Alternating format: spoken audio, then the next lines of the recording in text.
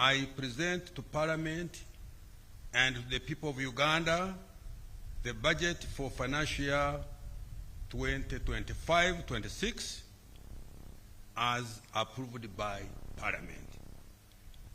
Madam Speaker, in this speech, I will, 1, provide accountability to the people of Uganda on the performance of the commitments made by the NRM government for the first half of the Uganda Vision 2040. 2, present the recent performance of the economy and outlook. 3, account to the people of Uganda on the commitments that government made for financial 24-25 that is coming to an end in a few days, and the private areas of the budget for financial year 25-26. 4, highlight the financing strategy of the financial year 25-26 budget.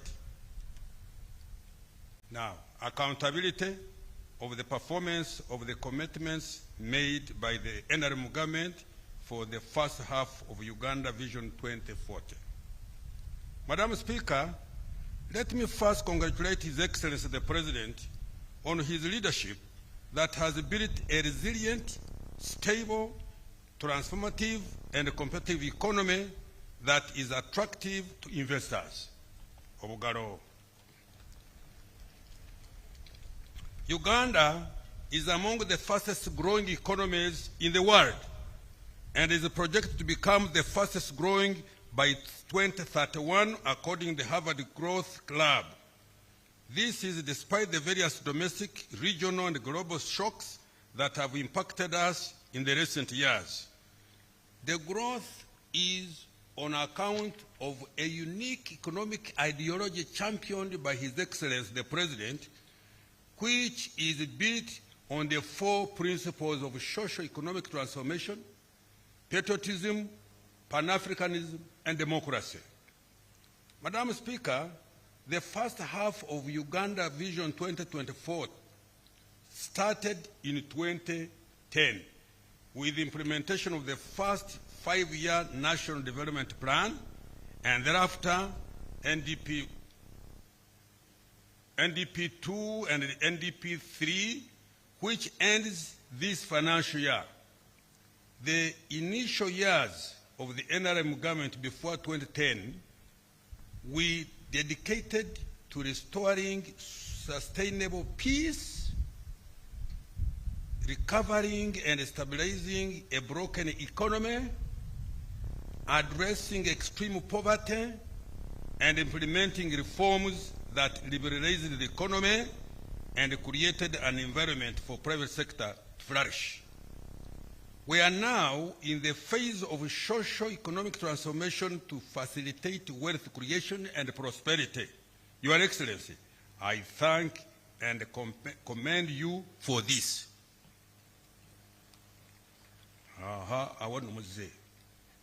Madam Speaker, the budget for financial year 2025-26 will conclude the implementation of the current NRM manifesto and start the implementation of the 4th National Development Plan. For the next 15 years, the successive national development plans will implement the 10-fold economic growth strategy. This strategy aims to expand the size of the economy to US$ 500 billion by 2040 from US$ 61.3 billion estimated this financial year 24-25. Madam Speaker, over the accountability period, government has undertaken targeted investments that have built a firm foundation and strengthened the resilience of our economy. I wish to highlight the following achievements. 1, total peace, security of person and property, political stability have been the foundation upon which sustained high economic growth and wealth creation to be built. 2, the economy more than tripled to shillings 226.3 trillion Uganda shillings, equivalent to US dollars 61.3 billion this financial 24-25, from shillings 64.8 trillion, equivalent to US dollars 27.9 billion in financial 2010-2011. In March 2024, Uganda met the criteria for graduation from the category of least development countries. Let me repeat this. In March 2024, Uganda met the criteria for graduation from the category of least development countries. 4, life expectancy has improved to 68.2 years in financial 23-24 from 63.3 years in 2010-11 and from 50.4 years in 2002. This has been partly driven by improvements in access to health services, massive immunization campaigns that reduce disease prevalence and child mortality. 5, the population living within a 5-kilometer radius of a health facility is now 91% from about 8% in financial 2010-2011. And 81% of parishes now have government-aided schools. 6, poverty has decreased by 16.1% in financial 2020-23-24 from 24.5% in financial 2010-2011. In addition, Madam Speaker, persons in the subsistence economy reduced to 33% in financial year 23-24 from 69% in financial year 2010-2011. Madam Speaker, Uganda is becoming a more equal society. The results of the National Household Survey released by the Uganda Bureau of Statistics last month show that income inequality has declined significantly in the past 4 years. The Gini coefficient, which is a statistical measure used to determine the extent of income inequality within a population, has reduced to 36% from 41% in 2020. 8, Madam Speaker, Ugandans can now connect to all borders on tarmac and reach all parts of the country, east, west, south, north, by tarmac or improved madam roads. 9. Installed electricity generation capacity increased fourfold to 2,051 megawatts in financial year 23-24 from 595 megawatts in financial year 2010-2011. Consequently, the proportion of the population with access to electricity increased 5-fold to 57% in financial year 23-24 from 11% in financial year 2011.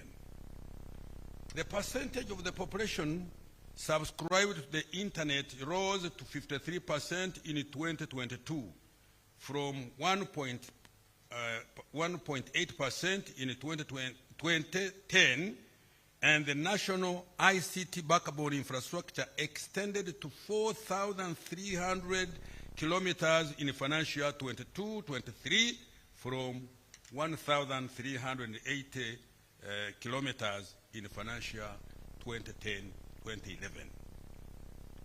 the economy has diversified from the traditional 3 C's, which are coffee, cotton, copper, and 3 T's, which are tobacco, tea, and tourism, to a more sophisticated economy. For example, Uganda has added 31 new products to its export basket in the last 15 years, including light manufactured products such as steel, processed food, cement, pharmaceuticals, dairy products, ceramics, and clothes. The number of manufacturing units, factories of various sizes, has increased by about 18,000 from 31,757 in 2010-2011 to 50,000 in financial year 2023-24. As a result, this has increased the share of manufactured exports significantly. Madam Speaker, Uganda's economy has been able to achieve all these milestones on account of the right strategy of the NRM government. Let me repeat. Madam Speaker, Uganda's economy has been able to achieve all these milestones on account of the right strategy of the NRM government. Madam Speaker, since the necessary foundation has already been established by intentionally prioritizing investments in infrastructure, the speed of economic transformation is destined to be faster in the medium term. Madam Speaker, the budget for next financial year and over the medium term is focused on people and wealth creation. Consequently, the theme of the next financial year 25-26 remains full monetization of Uganda's economy through commercial agriculture, industrialization, expanding and broadening services, and digital transformation and market access. Recent economic performance and outlook. Madam Speaker, our economy has strengthened its resilience to domestic and external shocks and is estimated to grow by 6.3% this financial year 24-25. This is after recording growth of 8.6% in the third quarter of this financial year. Last financial year 23-24, the economy grew by 6.1%. In nominal terms, the size of the economy is estimated at shillings 226.3 trillion, equivalent to US dollars 61.3 billion in financial year 24-25, rising from shillings 203.7 trillion, equivalent to US dollars 53.9 billion in financial year 23-24. This is equivalent to US dollars 174.2 billion in purchasing power parity terms. My economists will tell you what that means. 12, Madam Speaker, this growth has broad-based, including this growth was broad-based, including in agriculture, industry, and services like ICT. This was on account of continued implementation of government interventions and sound fiscal and monetary policies that have supported private sector investment. Madam Speaker, the impressive economic performance has been driven by His Excellency the President's commitment and deliberate investment in wealth creation initiatives. I thank His Excellency the President for setting the tone and for providing leadership and direction. Madam Speaker, Government has invested over shillings 9 trillion in key wealth creation initiatives over the last 10 years. These include Uganda Development Bank, 4.45 trillion, the parish development model, shillings 3.3 trillion by end of financial 24-25, Emioga, shillings 553 billion, the Youth Livelihood Program, shillings 207.95 billion, the Small Business Recovery Fund, shillings 100 billion, the Agricultural Credit Facility, shillings 495 billion, the Youth Venture Capital Fund, shillings 12.5 billion, Uganda Women Entrepreneurship Program, shillings 168 billion, the Invite Project, shillings 800 billion, the Grow Project, shillings 824 billion, and Uganda Development Corporation, 1.2 trillion, among others. Madam Speaker, the economy is expected to grow faster by at least 7% next financial year, 25-26, and to double digits at the onset of oil and gas production. The size of the economy is projected to expand to shillings 254.2 trillion, equivalent to US dollars 66.1 billion in financial year 25-26. This will translate into a higher GDP per capita of US dollars 1,000. Let me repeat this. This will translate into a higher GDP per capita of US dollars 1,324 next financial year compared to US dollars 1,263 GDP estimated for this financial year ending the 30th June this year. Inflation. Madam Speaker, inflation is under control. For the year ending May 2025, the speed at which prices of goods and services rose slowed to 3.4% compared to 4.1% in the same period of the year ago.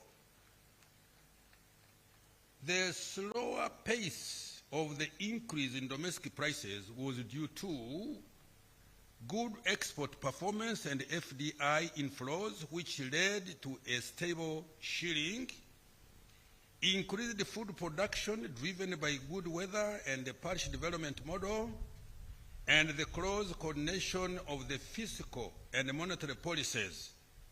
In addition, a reduction in the global prices of petroleum products also contributed to the lower prices. The country has been able to benefit from these lower global prices because of the direct importation of petroleum products by the Uganda National Oil Company, UNOC, which removed middlemen in the petroleum supply chain. Therefore, inflation is expected to remain below the policy target of 5% per annum. Now, exchange rates. Madam Speaker, despite global uncertainties, the Uganda shilling has been among the few most stable currencies in Africa. Can I repeat? Madam Speaker, despite global uncertainties, the Uganda shilling has been among the few most stable currencies in Africa. The shilling appreciated by 4% year on year in April 2025 compared to the same month in 2024. Uganda's shilling has been ranked the most stable currency in Africa, according to the International Financial Statistics Division of the IMF. This resilience is due to good export performance, strong inflows of foreign direct investment, and tourism receipts. Now, interest rates. Madam Speaker, the price of money has reduced to an average of 17.7% per year in March 2025 from 18.1% in November 2024. This decline was partly driven by a slight reduction in the Bank of Uganda's reference interest rate and increased lending at lower interest rates to lower risk borrowers. Private sector credit. Madam Speaker, the stock of private sector credit grew to shillings 23.3 trillion in March 2025 from shillings 21.9 trillion in June 2024. This represents growth of 6%. Although this is low, it is expected to increase as private sector activity and household demand continues to recover.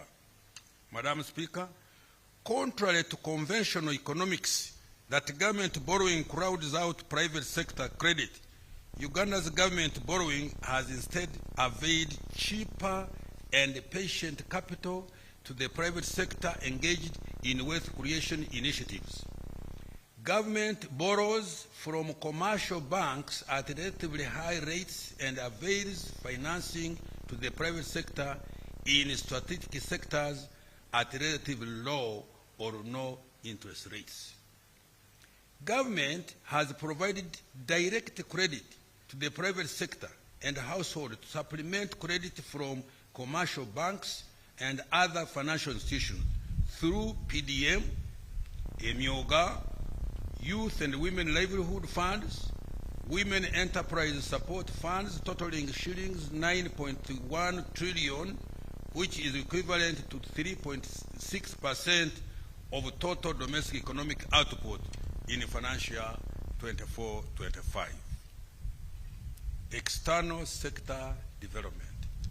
Madam Speaker, total exports of goods and services for the 12 months of March 2025 is US dollars 11.8 billion from US dollars 9.56 billion for the same period in year 2024. Of these, exports of goods were US dollars 9.3 billion for the same period, up from 7.3 billion in March 2024, representing growth of 26%. The top exports include gold, US dollar 3.698 billion, coffee, US dollars 1.83 billion, which alone had an annual average growth of 84.9%. Industrial products, 626.5 US dollars million, cocoa beans, US dollars 410.8 million, milk products, US dollars 285 million, base metals and products, US dollars 230.6 million, sugar, US dollars 186.5 million, fish and fish products, US dollars 107.7 million, maize, US dollars 86.37 million, and other agricultural products like tea, tobacco, cotton, beans, fruits, vegetables, flowers, simsim, sesame, nuts, vanilla, and other grains, giving US dollars 575.9 million.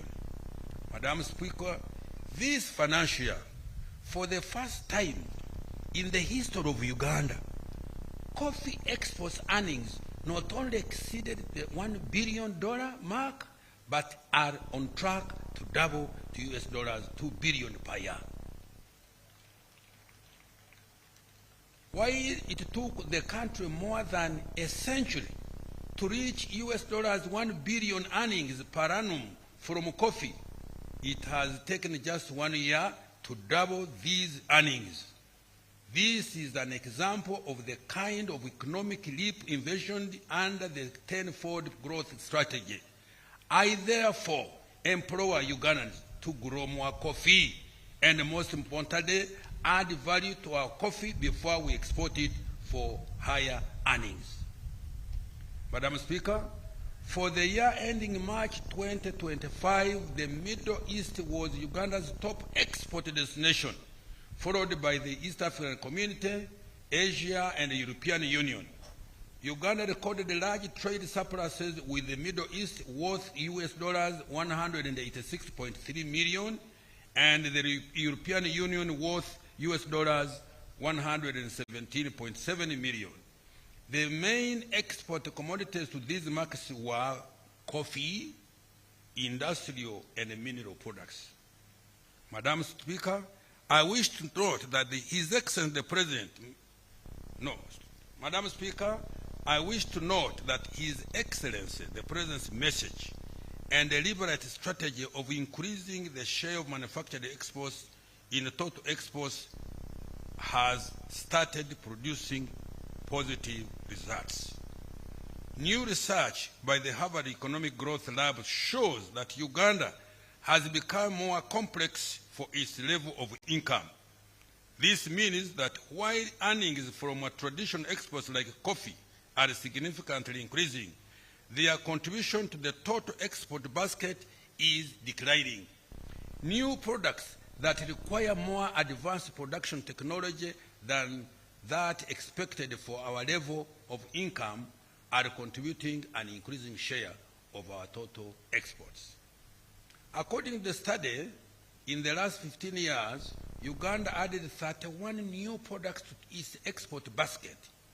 Among these are ICT equipment, serums and vaccines, medicines, new pneumatic tires, batteries, gas turbines, electric integrated circuits, transmission apparatus for radio, telephone and TV, measuring instruments, and instruments for physical and chemical analysis, and light manufactured products such as steel, processed food, cement, pharmaceuticals, dairy products, ceramics, and cloth.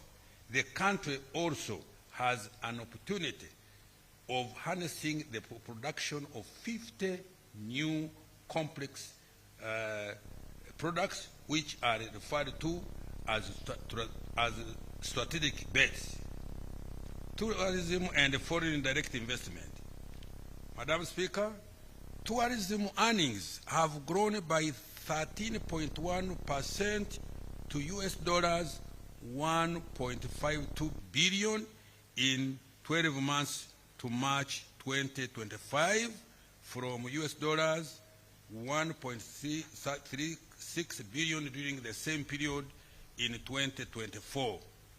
This impressive growth is attributed to the sustainable peace, increased competitiveness of Uganda's tourism industry, and government investment in strategic tourism infrastructure, including Uganda Airlines, remittances from Ugandans living and working abroad were US dollars 1.4 billion 12 months to March 2025, compared to US dollars 1.33 billion in the same period in 2024.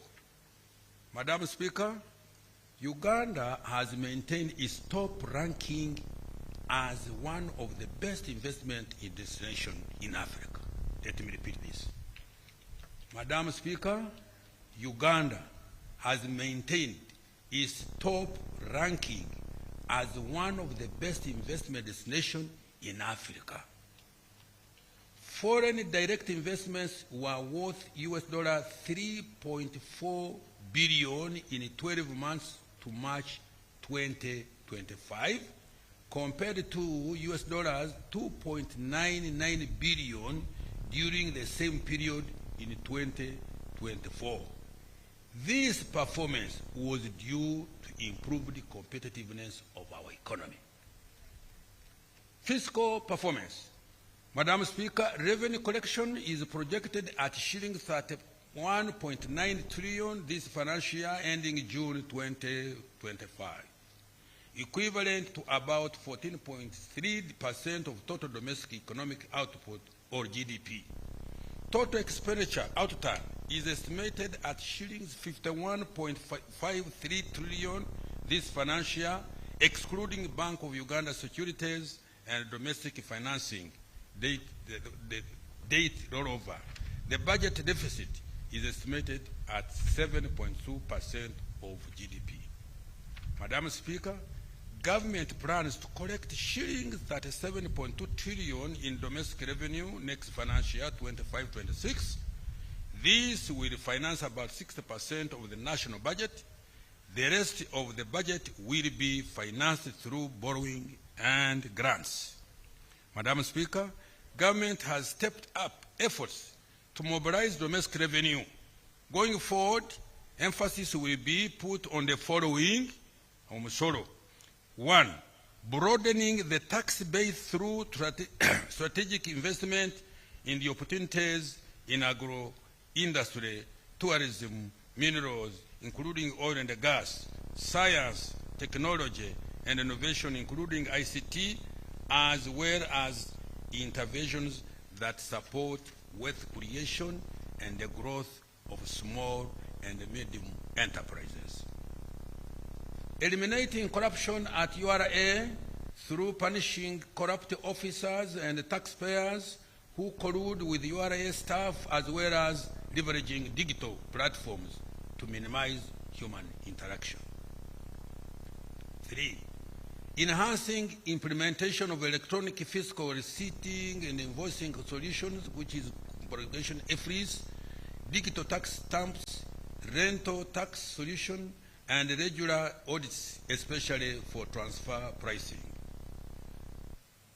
Combating smuggling at border points through extended surveillance using advanced technologies like scanners, drones, and tracking systems, with increased patrols in high-risk areas. Rationalizing tax exemptions to focus on only those that support industrial policy and introducing sunset clauses. Amending tax laws to close loopholes that cause revenue leakage and providing clarity to encourage voluntary compliance. Strengthening URA in including recruitment and training of tax officers to effectively administer tax collection, and supporting local governments and revenue generating public entities to increase revenue collection.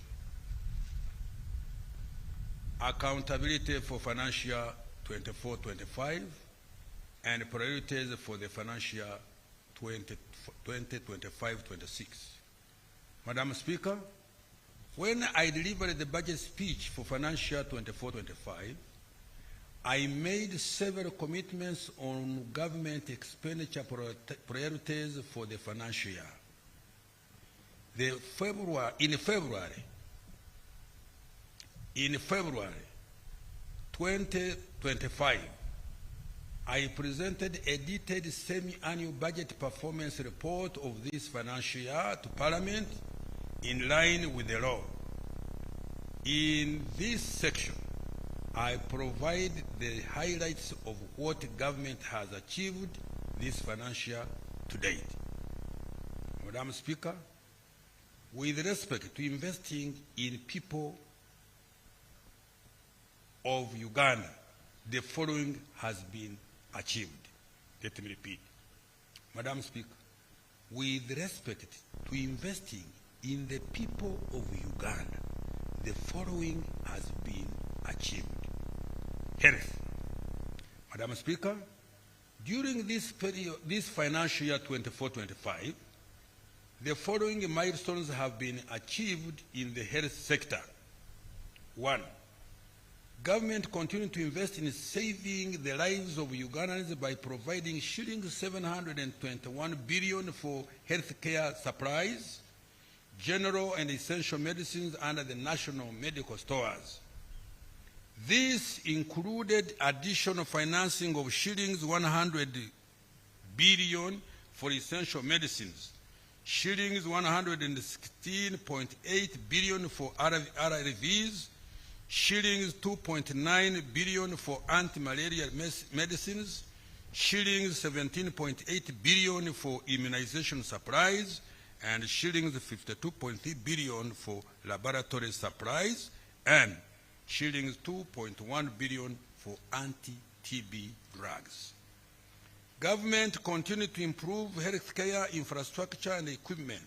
For example, we completed, equipped, and commissioned 3 regional blood banks in Hoima, Arua, and Soroti, operationalized 16 high-capacity oxygen plants across key regional referral hospitals, continued infrastructure development and equipping of the 2 specialized centers for cancer and cardiovascular care.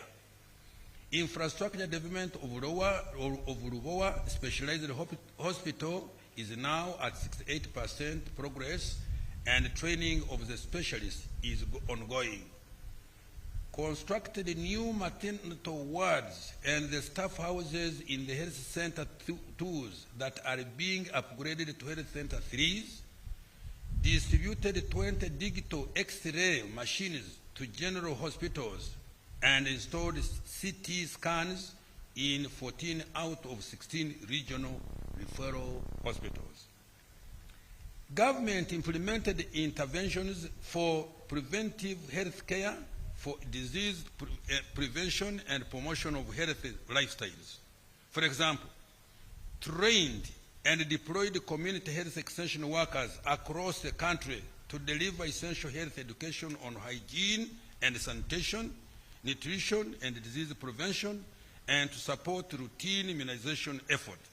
Undertook residual spraying in 13 districts, which protected the lives of 2.7 billion people and 560,000 households against malaria, and introduced the malaria vaccine into the extended program on immunization targeting children under 5 years of age. He improved the digitization of healthcare services by extending connectivity of the electronic medical record system in 4 national referral hospitals and 16 regional referral hospitals. This has improved patient record management, drug dispensing, and monitoring the attendance of health workers. Strengthened the national ambulance and emergency care system by providing additional ambulances to improve the national emergency response and referral system. Madam Speaker, to further improve the health of Ugandans, a total of shillings 5.87 trillion has been provided in next financial year 25-26. The priority intervention will include 1, functionalizing health centers 4, 2, strengthening primary health care and community health services, 3, scale up of national e-health infrastructure, 4, promotion of nutrition and education and reproductive health, 5, continued deployment of community health extension workers, 6, strengthening the national ambulance and emergency referral system, and 7, construction of specialized health facilities for cancer and cardiovascular care. Now, education. Madam Speaker, the following milestones have been achieved in the education sector.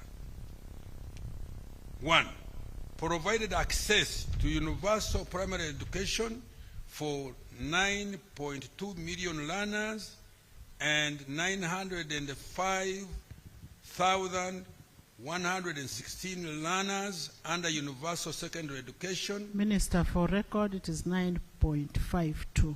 Oh, 452. Well, my officers have misled me. And I close that one.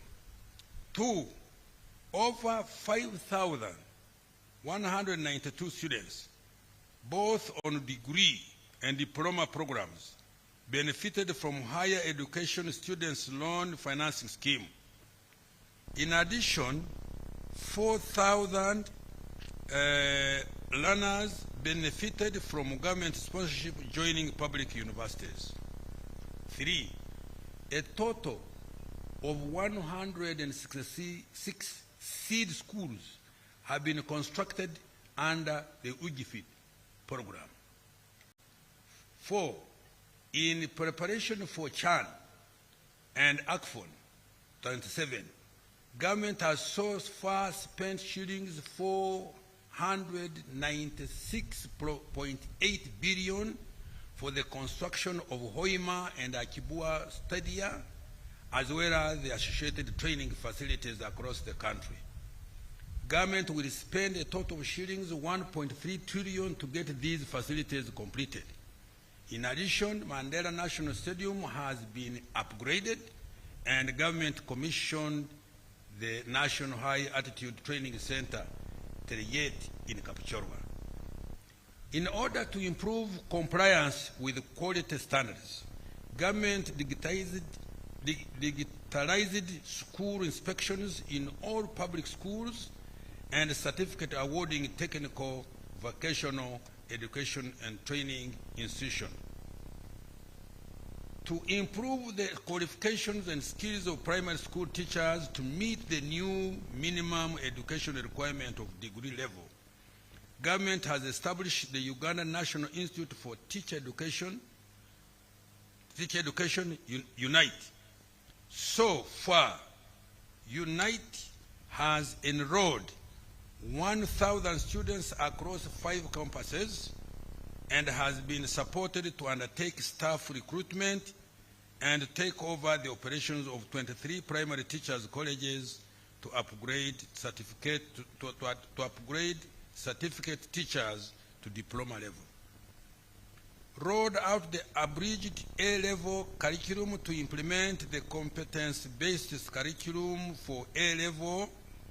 A total of 357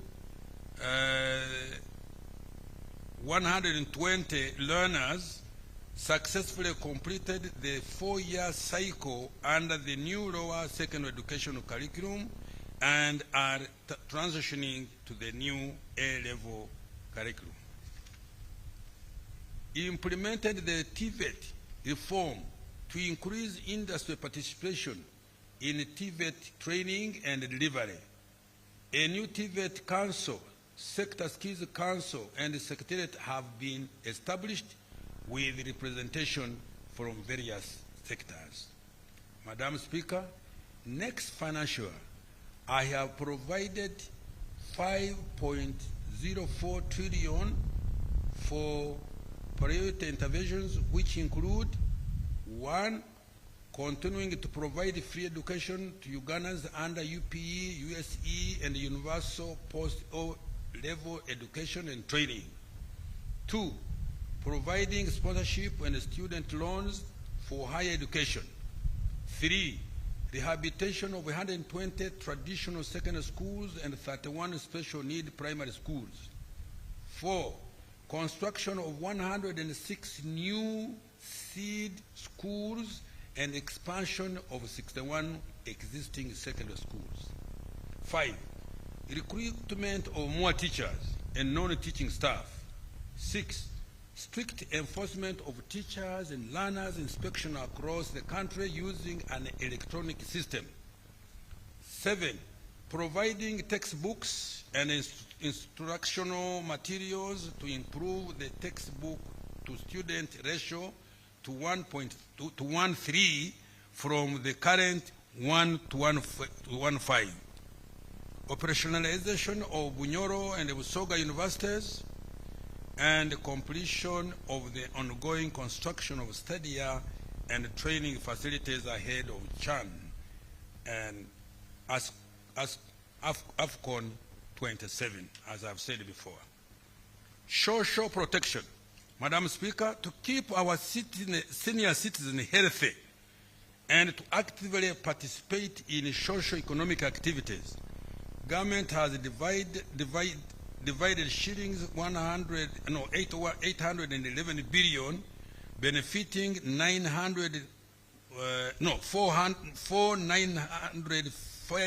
702 older persons across the country under the social assistance grants for the elderly program, SAGE. In addition, 1,741 older persons group enterprises have been funded with government grants worth 5.5 billion, benefiting 11,644 older persons under the Special Enterprise Grant for Older Persons Program, SEGOP. Other social protection intervention which government has supported include the following: Youth Livelihood Program, a total of 24,228 youth enterprises have been funded to the tune of 191.336 billion, benefiting 274,211 youth. 271,211. Not I have read it wrong. Let me repeat. 271,211 youth. The enterprises are in agriculture, 30%, trade, 38%, trade, 32%, other services, 19%, and others, 11%. Uganda Women Entrepreneurship Program, WEP. Government has financed 21,948 women group enterprises, benefiting 235 million,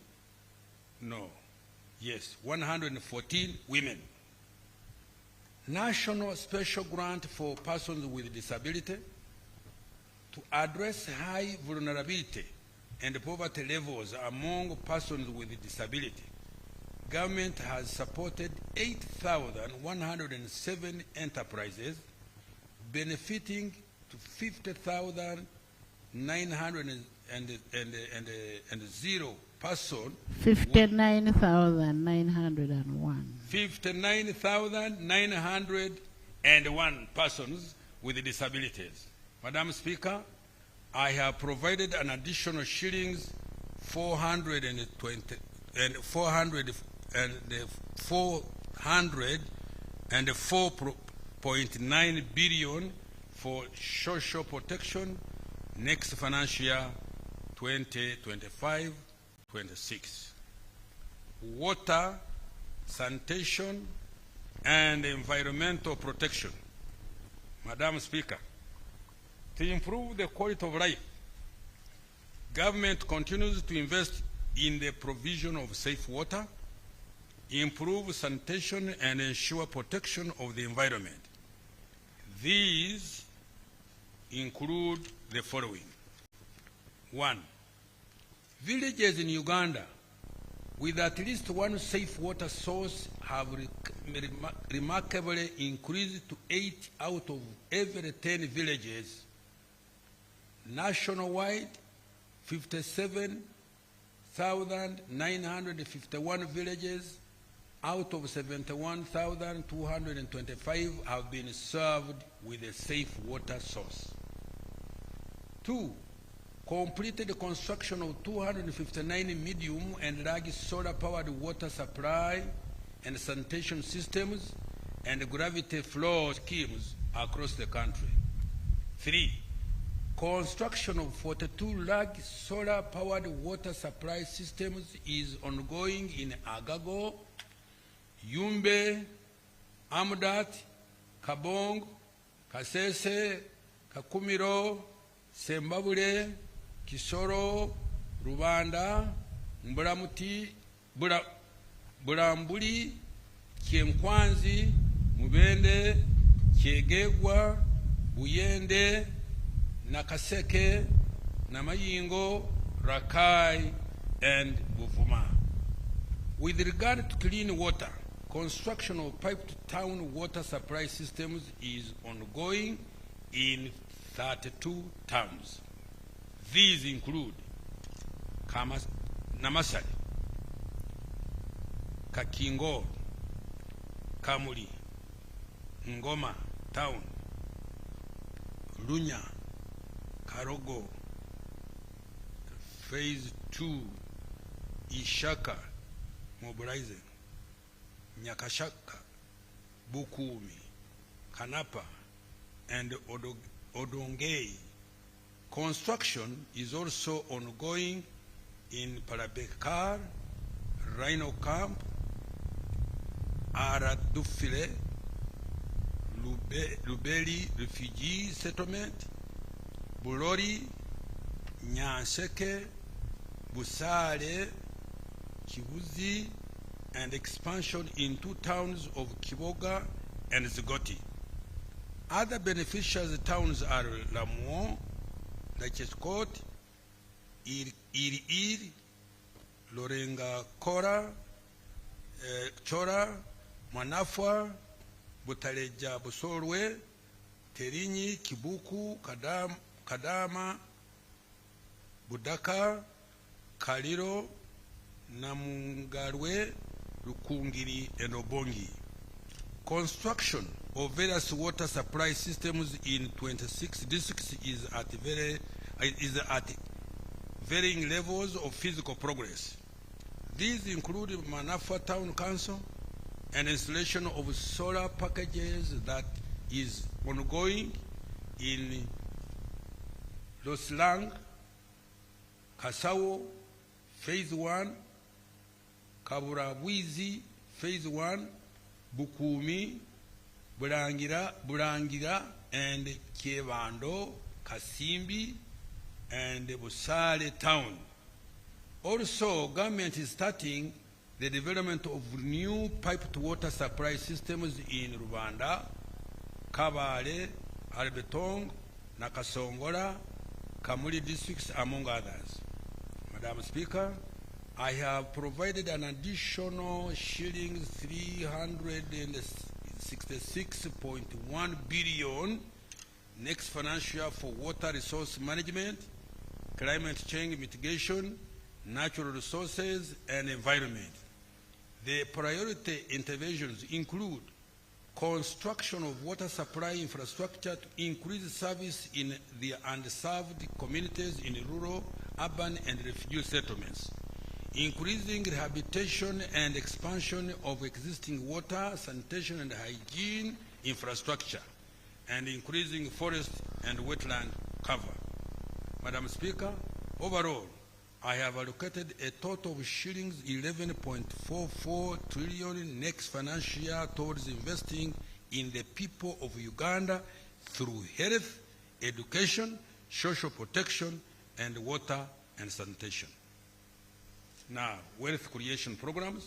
Madam Speaker, wealth creation programs have proved effective in integrating lower-income Ugandans into the economy.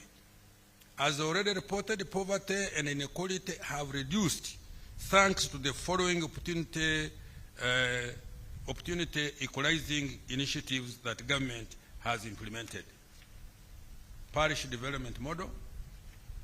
Madam Speaker, by 30th June this year, a total of shillings 3.3 trillion will have been transferred to 10,589 parishes across the country to transform the household still in subsistence to join the money economy. Each parish gets shillings 100,000 per year. So far, the PDM funds have reached 2.63 million beneficiaries in all districts and parishes. The beneficiaries have invested 45% of the money in cash and food crops such as maize, cassava, onions, bananas, and Irish potatoes, 36% in livestock such as piggery, goats, beef cattle, dairy cattle, and sheep, 12% in poultry, and 6% in other enterprises. These investments are changing the lives of Ugandans by boosting household incomes, enhancing food security, and creating employment opportunities at local level countrywide. Madam Speaker, PDM operations have been fully digitized to ensure secure and smooth flow of the government grants directly from the National Treasury to the beneficiaries. Government using the National Identification Number, NIN, and the PDM information system to identify the beneficiaries, the Wendy application to send the money, and the Zaidi application to monitor and ensure that the money goes to the right beneficiaries and that they are using it to finance the right enterprises. This has enhanced efficiency and convenience in access and helped to reduce corruption in the PDM operations. Effective next year, every parish chief will make use of the PDMs to prepare an annual report on the state of their parish economy and asset register, the SPEAR report. This report will enable tracking of progress towards full monetization of the economy for every parish. Madam Speaker, I have provided an additional 1.059 trillion next financial year 25-26 for further capitalization of the PDM. This will avail an additional shillings 100 million per parish for households that have not yet benefited from the PDM. Government has also provided money to pay for the bank charges to ensure that beneficiaries receive the full amount of shillings 1 million each. Government is also providing a grant of 500,000 shillings for persons with disability over and above the loan of 1 shilling million to cater for the additional access requirements. Madam Speaker, in order to add value to and guarantee markets for PDM outputs, government has stepped up investment in agro-industry through vertical and horizontal value addition. This is targeting production of higher value multi-input products such as nutritional foods, baby foods that use several products like milk, eggs, and maize, and fruits and vegetables. Now, agricultural credit facility. Madam Speaker, government has injected a total of shillings 413.4 billion in the SEF since its establishment in 2010. In partnership with the participating financial institutions that match the government contribution, this facility has so far provided over 1 trillion in low-interest loans by the end of March 2025 to support agricultural productivity, commercial farming, and agricultural value addition. The SF has so far supported 14,336 beneficiaries, of whom 3,531 are smallholder farmers. The loans have financed the following: grain trading, shillings 431.4 billion, 43%, on farm activities, shillings 312.8 billion, 32%, agro-processing 166.8 billion, 16%, and post-harvest management, shillings 89 billion, which is 9%. Madam Speaker, I have provided additional capital for the SEF of shillings 50 billion next financial year 25-26. This is in addition to the agricultural insurance that benefits all farmers, including PDM beneficiaries. Uganda Development Bank. Madam Speaker, government has cumulatively capitalized the UDB to the tune of shillings 1.5 trillion to support industrialization, agricultural commercialization, and acquisition of appropriate technologies to increase productivity. UDB has so far achieved the following. 1.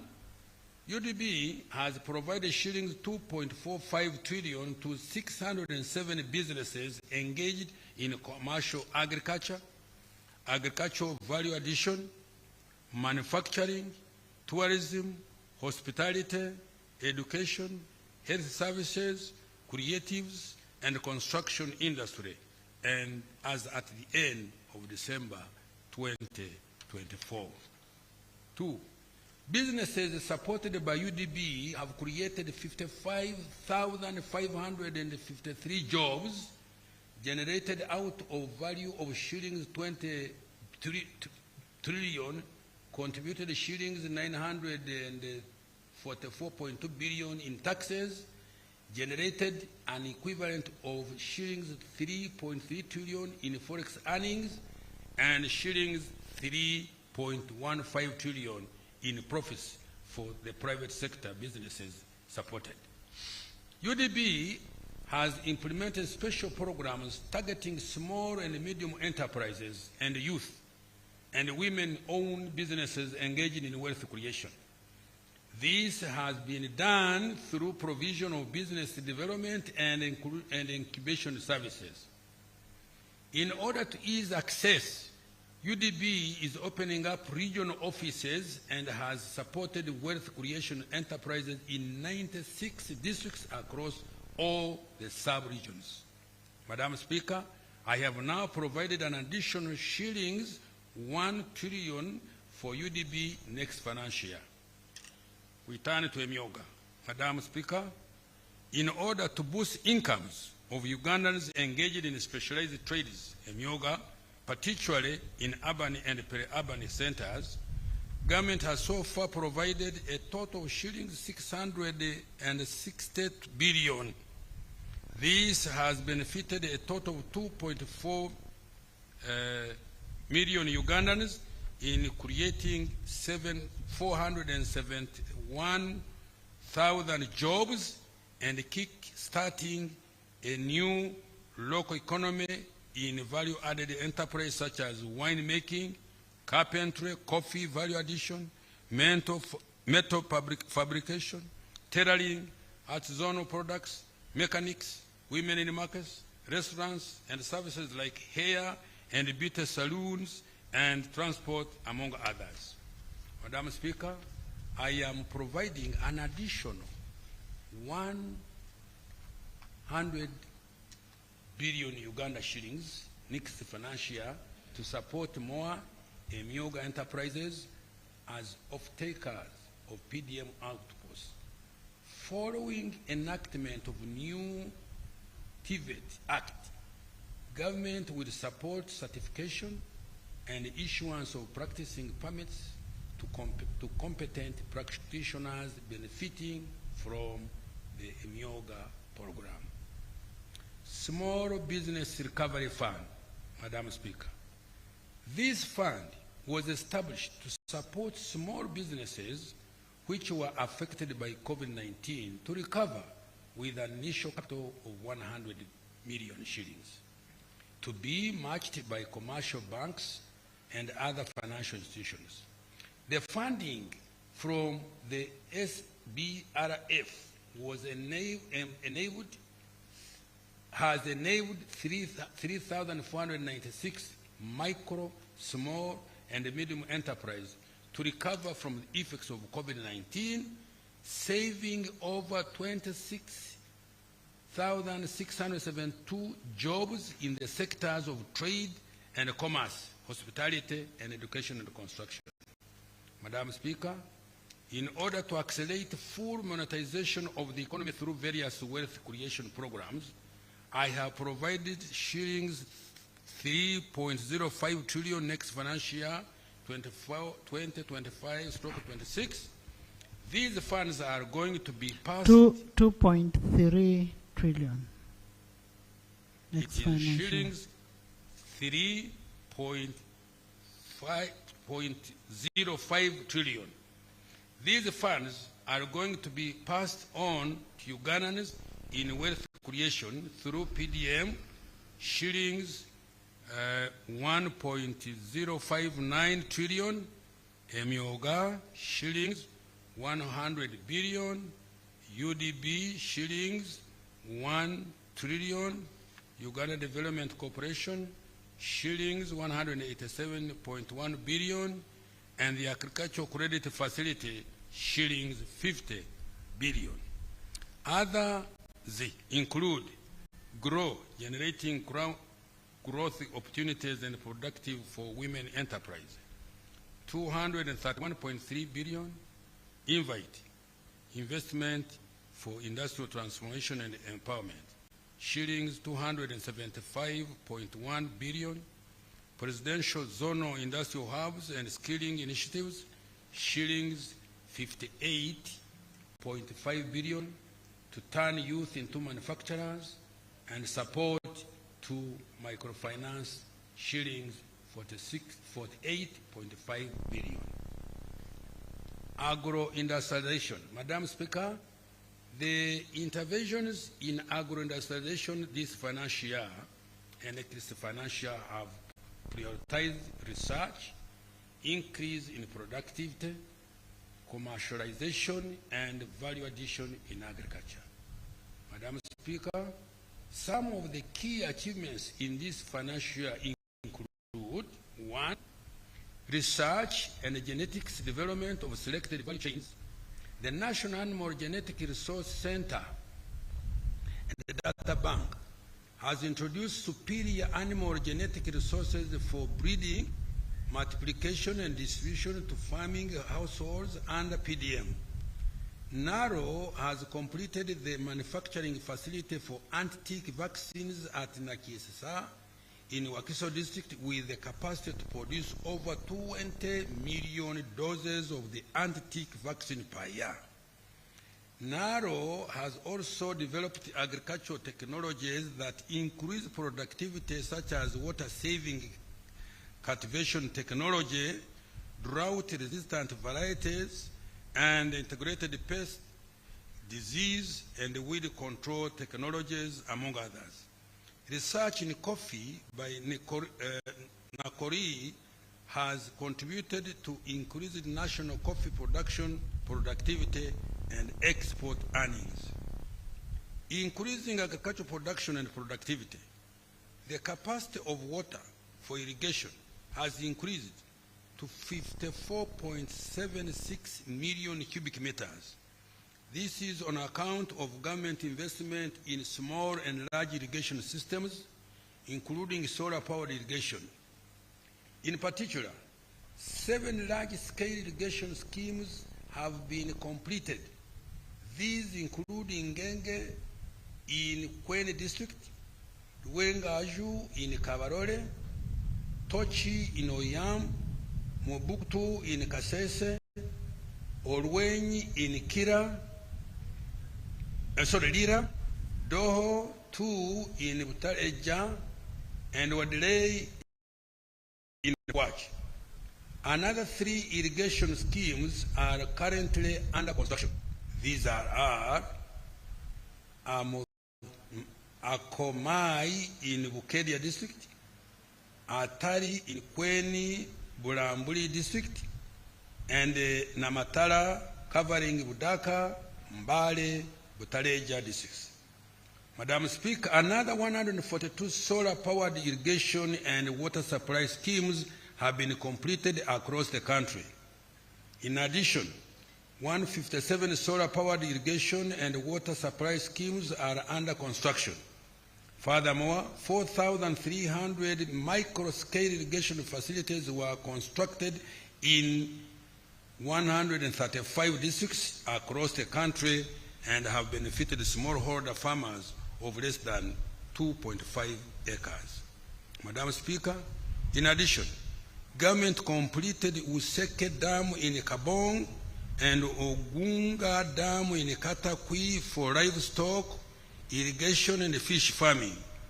In addition, 5,251 small and medium-scale irrigation schemes were established in 135 districts. Madam Speaker, government established 5 zonal agri-mechanization centers in Marere, Buama, Bungoko, Ugwata, and Sanga to support equipment access and tractor hire services, procured and distributed 260 assorted 4-wheeled tractors and implements to farmer groups in 6 districts countrywide. 750 power tillers, single tractor and implements, and 2 pieces of dredging equipment and weed control, and trained 2,150 youth and women mechanics for tractors and implements. Madam Speaker, beginning this financial year, government introduced the large-scale commercial farmer interest-free credit facility of shillings 175 billion. This facility will help to increase production and productivity for improved food security and export. The loan facility can be accessed through government-owned banks, namely Post Bank, Housing Finance Bank, and Pride Bank Limited. Agricultural value addition and marketing. NARO completed setting up an alpha-safe facility at Namulonge with the capacity to eliminate aflatoxin contamination in grains. The facility has capacity to clean 5 tons of produce per hour. This will save the country an estimated $38 million per year, which is lost in export rejections due to aflatoxins, and most importantly, save the lives of Ugandans. Madam Speaker, to add value to agricultural produce, government constructed 11 agro-processing and storage facilities to increase opportunities for value addition and access to higher value markets. These include Ruimi Rice Processing Facility in Bunyangabu, Kasina Maize Processing Facility in Kenjojo, Kigoyera Maize Processing Facility in Kenjojo, Itojo Maize and Rice Processing Facility in Ntoroko, Nombe Coffee Processing Facility in Ntoroko, Apara Oil Seed Processing Facility in Alebetong,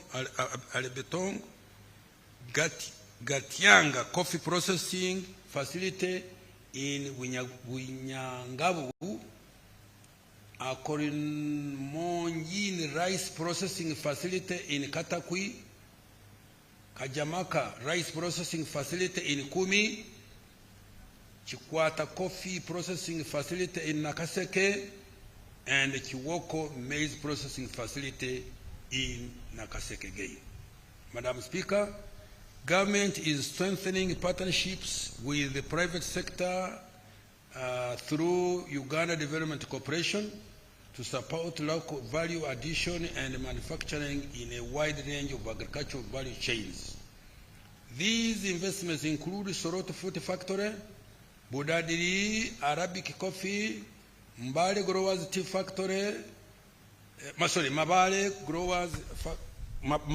Growers Tea Factory, Kayonza Growers Tea Factory, Bukona Agro Processors, Atiaka Sugar Factory, and Yumbe Fruit Factory. Madam Speaker, as a part of the effort to increase access of Uganda's products to international markets, we dispatched the inaugural exports of coffee and milk to Serbia and Algeria, respectively.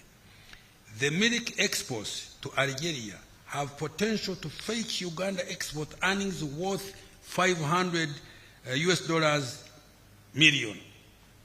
Madam Speaker, I have allocated a total of 1.86 trillion next financial year towards deepening agro-industrialization. These funds will support investments in 1, agricultural research, 2, agricultural inputs including fertilizers, 3, water for irrigation, 4, extension services, 5, agro-processing and value addition, 6, post-harvest handling and storage facilities, 7, inspection, surveillance, certification, enforcement of quality standards, and market access. Now we turn to tourism development. Madam Speaker, Uganda's tourism sector continued to recover with the tourist arrivals increasing by 7.7% to 1,000,037 in 2024 from 1.27 million in 2023. Similarly, tourism earnings grew by 26% to US $1.28 billion in 2024, up from 1.02 US billion in 2023. Madam Speaker, the following achievements were registered: promoted and marketed Uganda through International Explore Uganda promotion campaign in high-value market segments in USA, Canada, and the United Kingdom. As a result, the year-on-year growth of interest in Uganda by tourists is 33% for the United Kingdom, 19% for Canada, 5% for the USA. Additionally, through the theme Uniquely Ours, we have promoted domestic tourism. As a result, domestic tourism in national parks increased by 15.7% in 2024, reaching 244,843 visitors.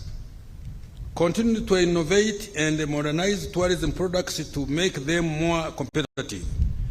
This involved maintenance of 1,300 kilometers of rail tracks and roads in tourism-protected areas, increasing the cumulative coverage of electric fencing of 177 kilometers in Queen Elizabeth and Murchison Falls National Parks, continued construction of the pier and related infrastructure at the source of the Nile, continuing to upgrade the Uganda Museum and Namugongo Martyrs Shrines, construction of 3,521 meters of climbing ladders and boardwalks on Wenzori Mountains to make hiking safer and fun, completion and commissioning of Kikorongo Equator Monument in Kasese, and the construction of works of Karamoja Museum, which is nearing completion. Government invested in a world-class convention facility in Munyonyo. This has promoted Uganda as one of the regional destinations for meetings, incentives, conferences, and exhibitions. Consequently, Uganda now ranks 7th in Africa in MICE tourism. Madam Speaker, I have allocated shillings 430 billion towards direct investment in tourism next financial year. This is in addition to about 2.2 trillion provided for another tourism support investments such as tourism roads, ICT, infrastructure in tourism areas, African Cup of Nations, AFCON infrastructure, and security strengthening in tourism areas. Madam Speaker, the focus next financial will be on 1, branding and marketing of Uganda as a tourism and investment destination. 2, infrastructure development in tourism sites. 3, construction of refreshment centers and highway sanitation facilities. 4, improving and enforcing hospitality standards and training. And 5, promoting health tourism by investment in specialized health facilities. Madam Speaker, government has also stepped up investment in missions abroad to promote economic and commercial diplomacy. Every mission is now tasked to bring investors and tourists and open up export markets. Mineral-based industrial development, including oil and gas. Madam Speaker, the following achievements were registered this financial year. Government facilitated the establishment of 10 gold refineries, 4 cement manufacturing plants, and 1 tin processing plant, contributing to mineral processing and refining. In the oil and gas sector, the Telenga and Kingfisher oil projects are on track for first oil production in 2026. An agreement to construct 60,000 barrels per day oil refinery, which will kickstart the petroleum chemical industry, was signed between Alpha MBM from AIE and the Uganda National Oil Company. Once operations start, the oil and gas sector will contribute between $1 and $2.5 billion annually to the country's revenues. With regard to local content in the oil and the gas industry, more Ugandan companies and individuals have benefited from contracts issued and jobs respectively. Out of 5,693 Tier 1 contracts amounting to a total of value of US dollars 5.4 billion awarded to date, 4,796 contracts, 64% were Ugandan companies. 84%. 84%, yes, I said that, Mama, were to Ugandan companies amounting to US dollars 2.25 billion. Also, US dollars 33.4 million, equivalent to shillings 121 billion, has been spent on goods and services consumed from the surrounding communities in Bunyoro. More than 14,000 Ugandans have been trained in various technical areas, and so far about 17,000 direct and 39,567 indirect jobs have been created. Kabarega International Airport is nearly complete, and over 700 kilometers of roads have been constructed in the Albertine region to support commercial production of oil and gas. Government is expediting the finalization of the 1,443-kilometer East African crude oil pipeline, EACOP, which is now 58% complete, with engineering works at 98% completion and procurement of the major equipment for the pipeline at 83%. Following INOX commencement of the Baraka supply of petroleum products in August 2024, the country has experienced relative stability in supply and pricing. This has been realized due to elimination of the middlemen and speculative tendencies. As a result, Uganda currently saves up to US dollars 72.8 million annually on fuel imports.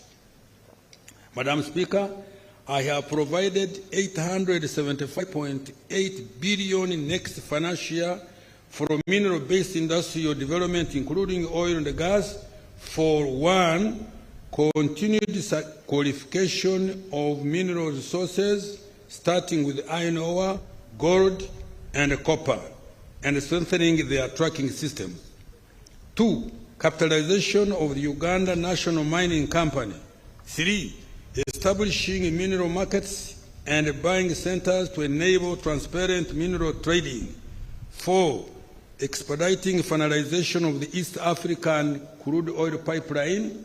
And 5, prioritizing of the construction of the oil refinery and refined products pipeline, among others.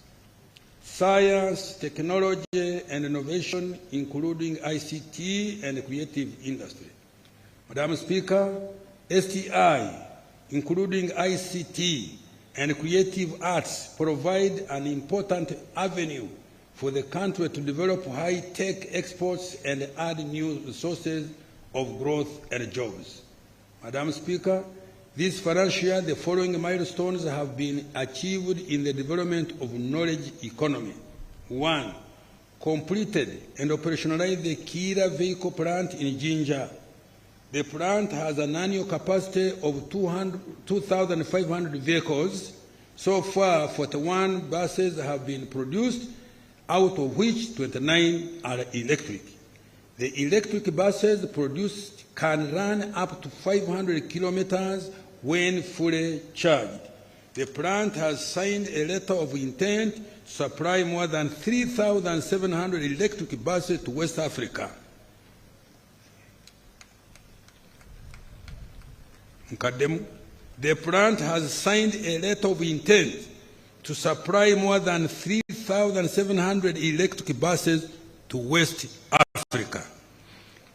Kira Motors has created 800 jobs and has the potential to generate more than 14,000 direct and indirect productive jobs.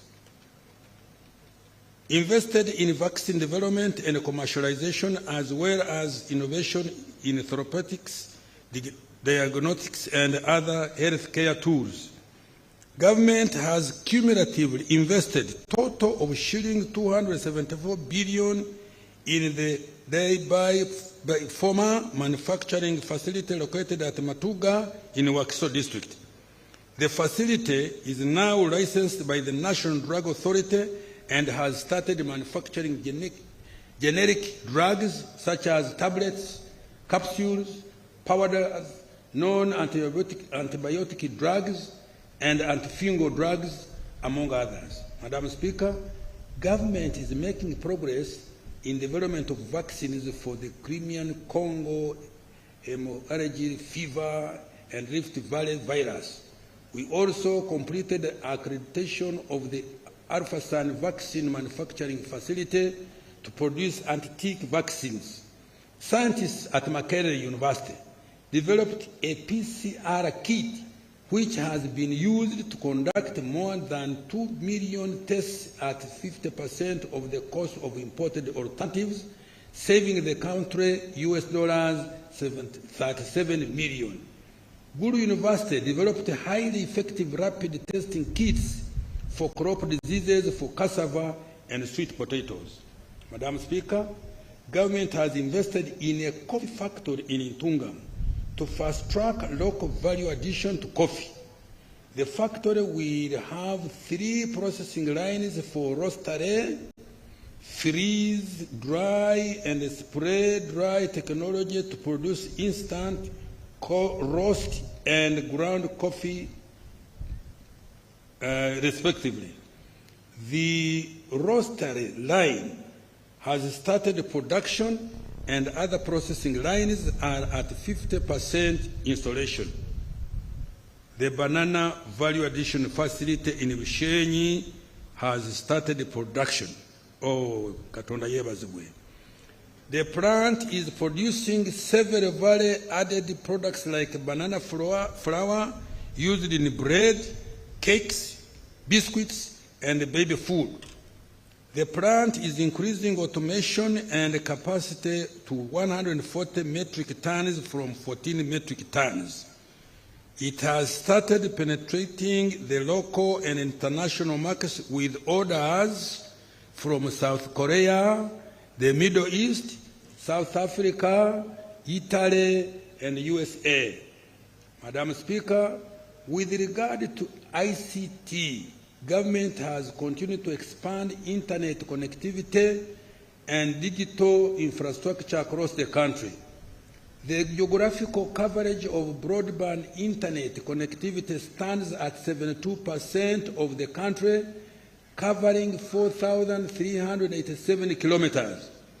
Government has increased the digitization of service delivery to improve efficiency, promote transparency, and reduce bureaucracy. Madam Speaker, a total of 36 electronic services have been developed and rolled out. Some of these include online business registration system, electronic government procurement, and the online passport, visa, national ID, and driving license application system. The Uganda driver licensing system, which was introduced in 2021, has reduced the turnaround time for processing driving licenses to 45 minutes in Kampala and 48 hours in up-country stations from a period of 1 month. To support business process sourcing, government has licensed over 50 companies that have created over 10,000 jobs, mainly for the youth that provide online services internationally. Madam Speaker, with regard to the creative arts, government provided 10 billion to the creative arts industry. This was to support the arts to recover from the effects of COVID-19 and create a revolving fund to support younger talents to create wealth and jobs. Madam Speaker, I have provided shillings 835.98 billion for science, technology, and innovation, including ICT and the creative arts industry. Of this amount, 388.23 billion is for STI, shillings 381.75 billion is for ICT and digitalization, and shillings 66 billion for the creative arts. Madam Speaker, these funds will be utilized for: 1, establishing a high-tech city to support development of technologies and innovations. 2, taking STI products to the market, especially Kira motor vehicles, coffee, day-by farmer, drugs, vaccines, and banana products.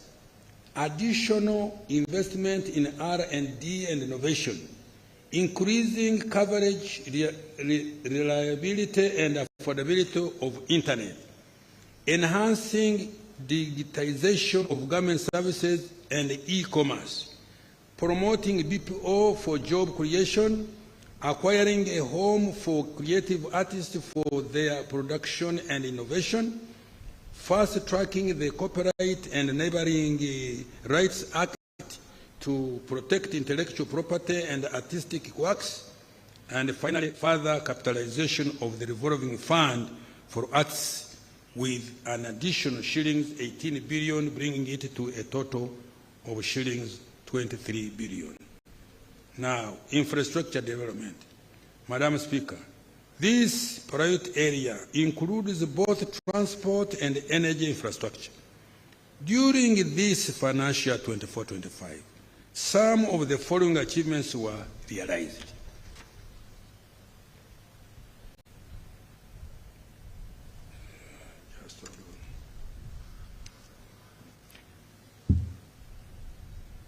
Integrated transport infrastructure and services.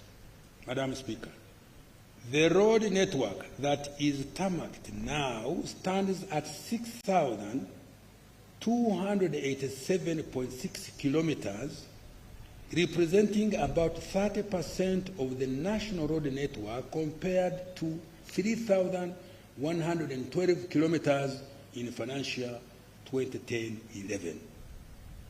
With this improved road network, the travel time, for example, from Malaba to Kisoro by road reduced from 48 hours, 2 days, to about 10 hours.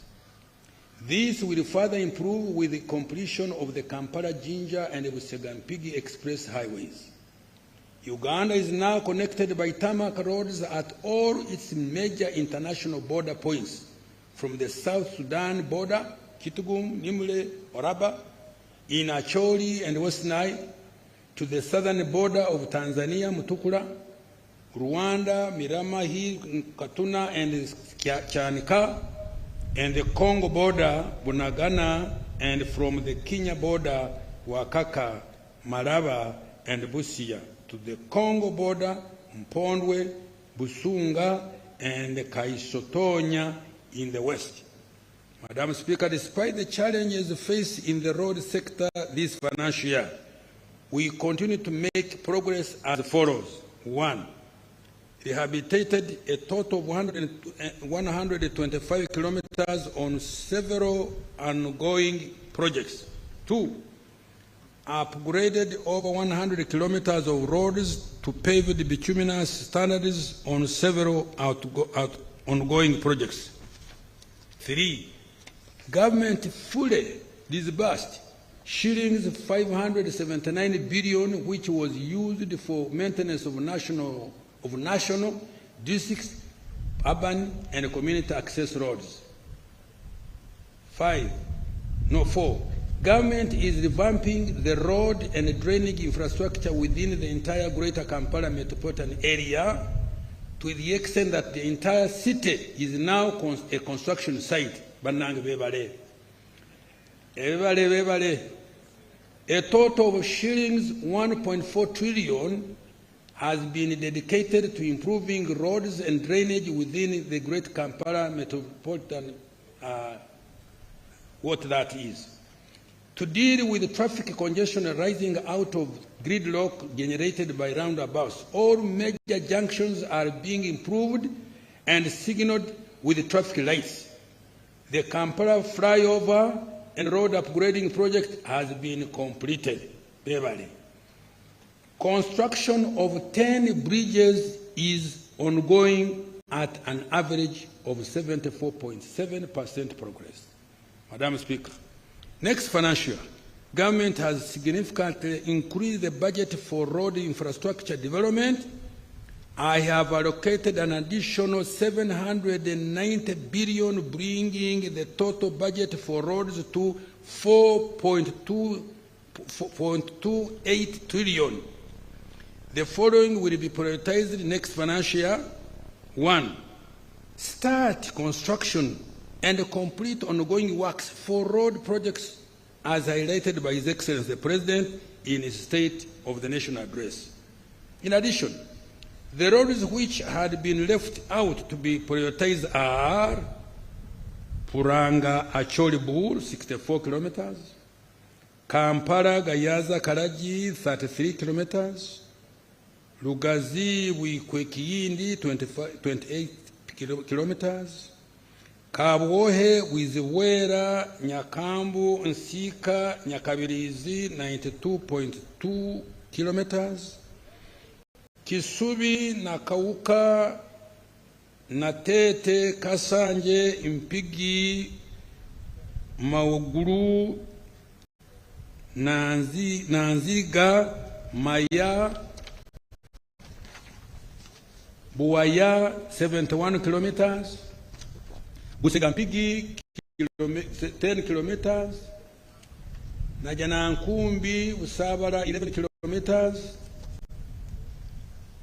Lusalira, Nkonge, Lumegere, Sembabule, 97 kilometers, Karugutu, Ntoroko, 50 kilometers, Kabale Kibunyonyi, 15.1 kilometers, Kisoro, Nkuringo, Lubugiri, Muko, 70 kilometers, Laropi, Moyo, Afoji, 39 kilometers, including a bridge at Laropi, Koboko, Yumbe Moyo, 105 kilometers, Namagumba, Budadiri, Karugugu, 33 kilometers, Tororo Busia, 25 kilometers, Katuna Mukono, Kamuganguzi, 104 kilometers. Moroto Lokitanyara 42 kilometers. Hamurwa Kerere Kanungu 47 kilometers. Lyantonde Kashagama Nyabitanga Ntusi 57.7 kilometers. Isingiro Rugaga Mutukula Ngarama Kashumba on the border with Tanzania 164 kilometers. I hope my friends who are talking to me yesterday, I have satisfied you. Masindi Bridge and Karuma Bridge. Start construction and complete ongoing works for bridges as highlighted by His Excellency the President in his State of the Nation Address. 3. Commence implementation of the Kampala-Jinja Express Highway through public-private partnership framework. And 4.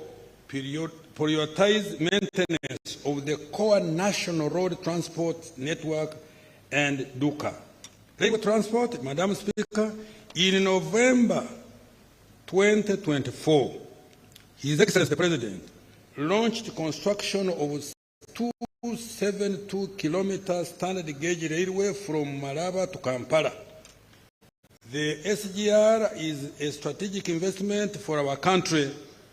It will cut cargo transport costs by half from the current $120 per ton and reduce transit time from Mombasa to Kampala from 7 days to 1 day, turning Uganda into a land-linked country as opposed to being landlocked. These initial works, the initial works for construction of the standard gauge railway have started. Madam Speaker, government has completed the refurbishment and the commissioning of the Mukono-Kampala meter gauge railway line. In addition, rehabilitation of the 375 kilometers of the Kololo to Gulu meter gauge railway will be completed by February 2026. Madam Speaker, next financial year, priority intervention will include completing the rehabilitation of Tororo-Gulu meter gauge railway line, refurbishment of the Mukono-Jinja meter gauge railway line, and construction of the standard gauge railway from Kampala to Malaba. Now, water transport. Madam Speaker, government has constructed and maintained a number of ferries providing essential services to connect isolated communities and facilitate access to markets. Government will continue to operate and maintain these ferries next financial year, in addition to continued development of Kasa Port, completing construction of 2 ferries for Bukungu, Kaberamaido, Kagwara, and the 2 ferries for Lake Bunyonyi. Air transport, Madam Speaker, since the revival of Uganda Airlines 5 years ago, by His Excellency the President, connectivity has improved within the continent, the Middle East, Asia, and the United Kingdom. The airline is now flying to 17 direct destinations, which has contributed to reduce travel time at more affordable costs. Madam Speaker, the competition brought about by the airline has forced other regional airlines to reduce the cost of their air tickets.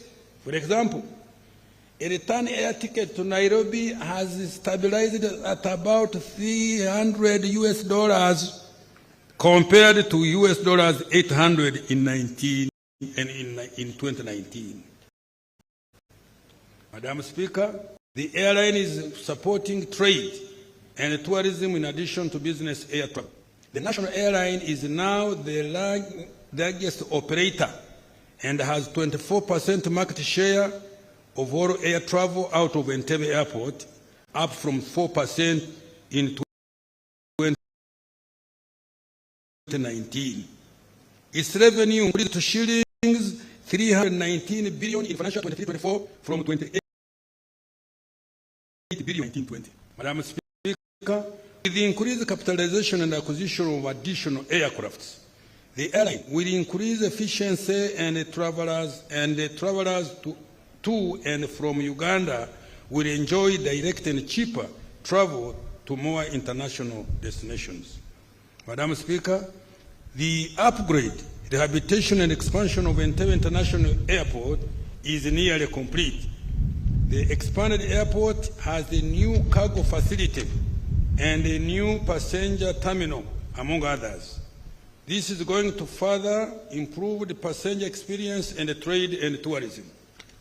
Madam Speaker, next financial year 2025-26, priority intervention will include: 1, additional capitalization of Uganda Airlines to acquire more aircrafts, to open up more routes for passenger and cargo transportation, handling capacity.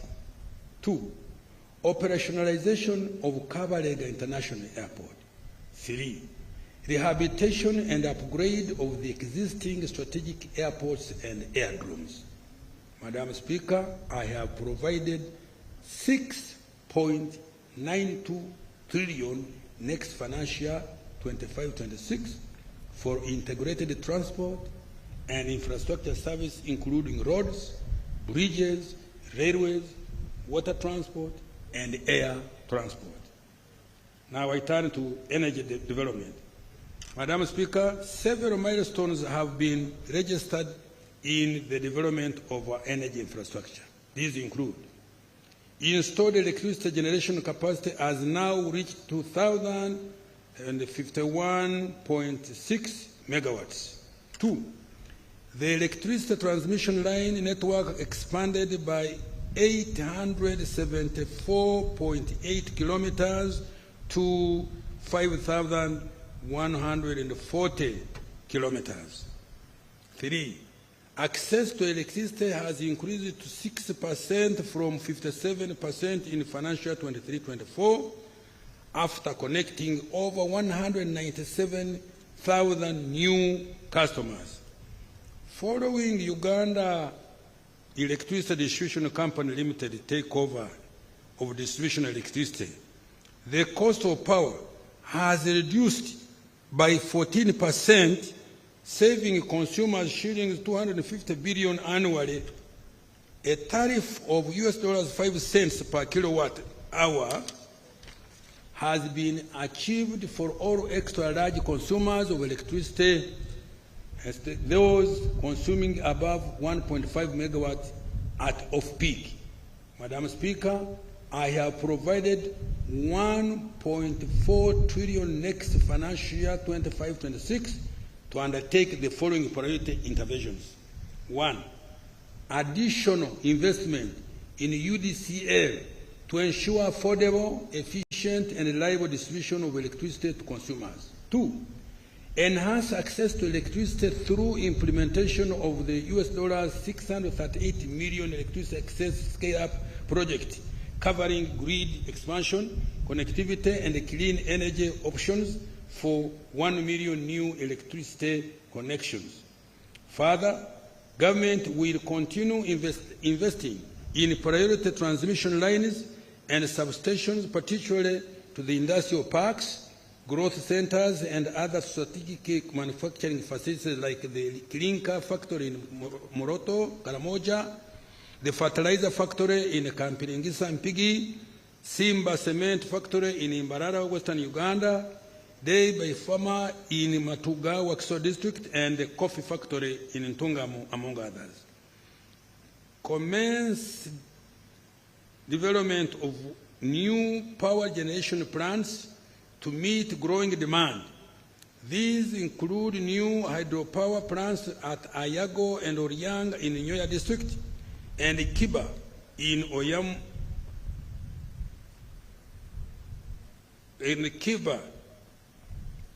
Oyama district, the development of the nuclear power in Wiyene district, and the rehabilitation of Kira Naruwari power plant. Industrial development and manufacturing.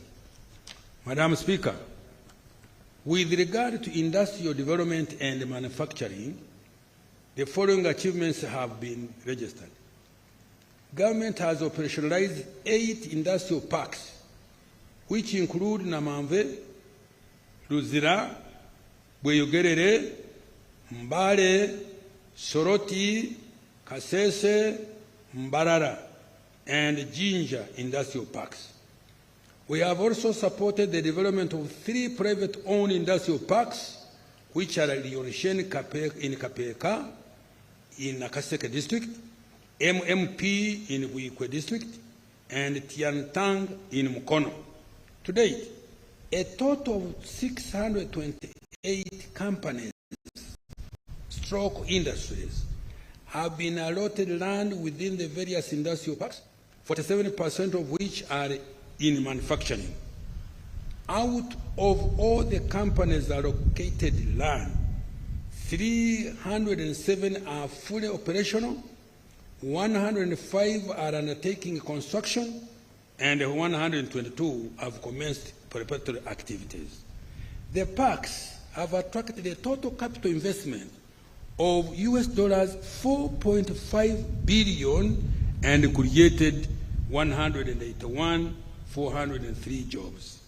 Madam Speaker, several industrial parks have become centers of innovation, hosting firms that have introduced new technologies and products, such as a single HIV pill, Quality Chemicals Limited, GIS Transformers, Orion Electricals, Plastic to Fabric Recycling, Fay Long Investment Limited, locally manufactured electric vehicles, Kira Motors, the first powder-free surgical gloves, East African medical vitals, and import substitution products like fridges, transformers, toiletries, textiles, ceramics, television, and blankets. Government has supported industrialization by investing in strategic manufacturing facilities through Uganda Development Corporation with a total investment of 1.2 trillion. Madam Speaker, next financial year, I have provided 308.9 billion to further support infrastructure development in industrial parks, including roads, waste management, drainage, utilities, and shillings 187 billion for capitalization of UDC. Security, good governance, and the rule of law. Madam Speaker, security, good governance, and the rule of law are the foundation for socio-economic transformation. Everybody knows that. During this financial year, the following achievements were registered. 1, strengthened and modernized the security infrastructure to protect Ugandans, investors, and our visitors from any security threats. We have invested in security apparatus, more sophisticated intelligence network, and border control mechanism. 2, provided adequate funds to security institutions, including the military, police, prison, and intelligence agencies, for operations and improving capacity and welfare of men and women in uniform. 3, promoted regional and international relations, including playing a strategic role in the peace process in Somalia, South Sudan, the DRC, and Equatorial Guinea. Registered a 4.1% decrease in the volume of crime from 274 cases reported in 2023 to 218,715 cases in 2024, and a subsequent decline in crime rate from 516 to 476 per 1,000 persons.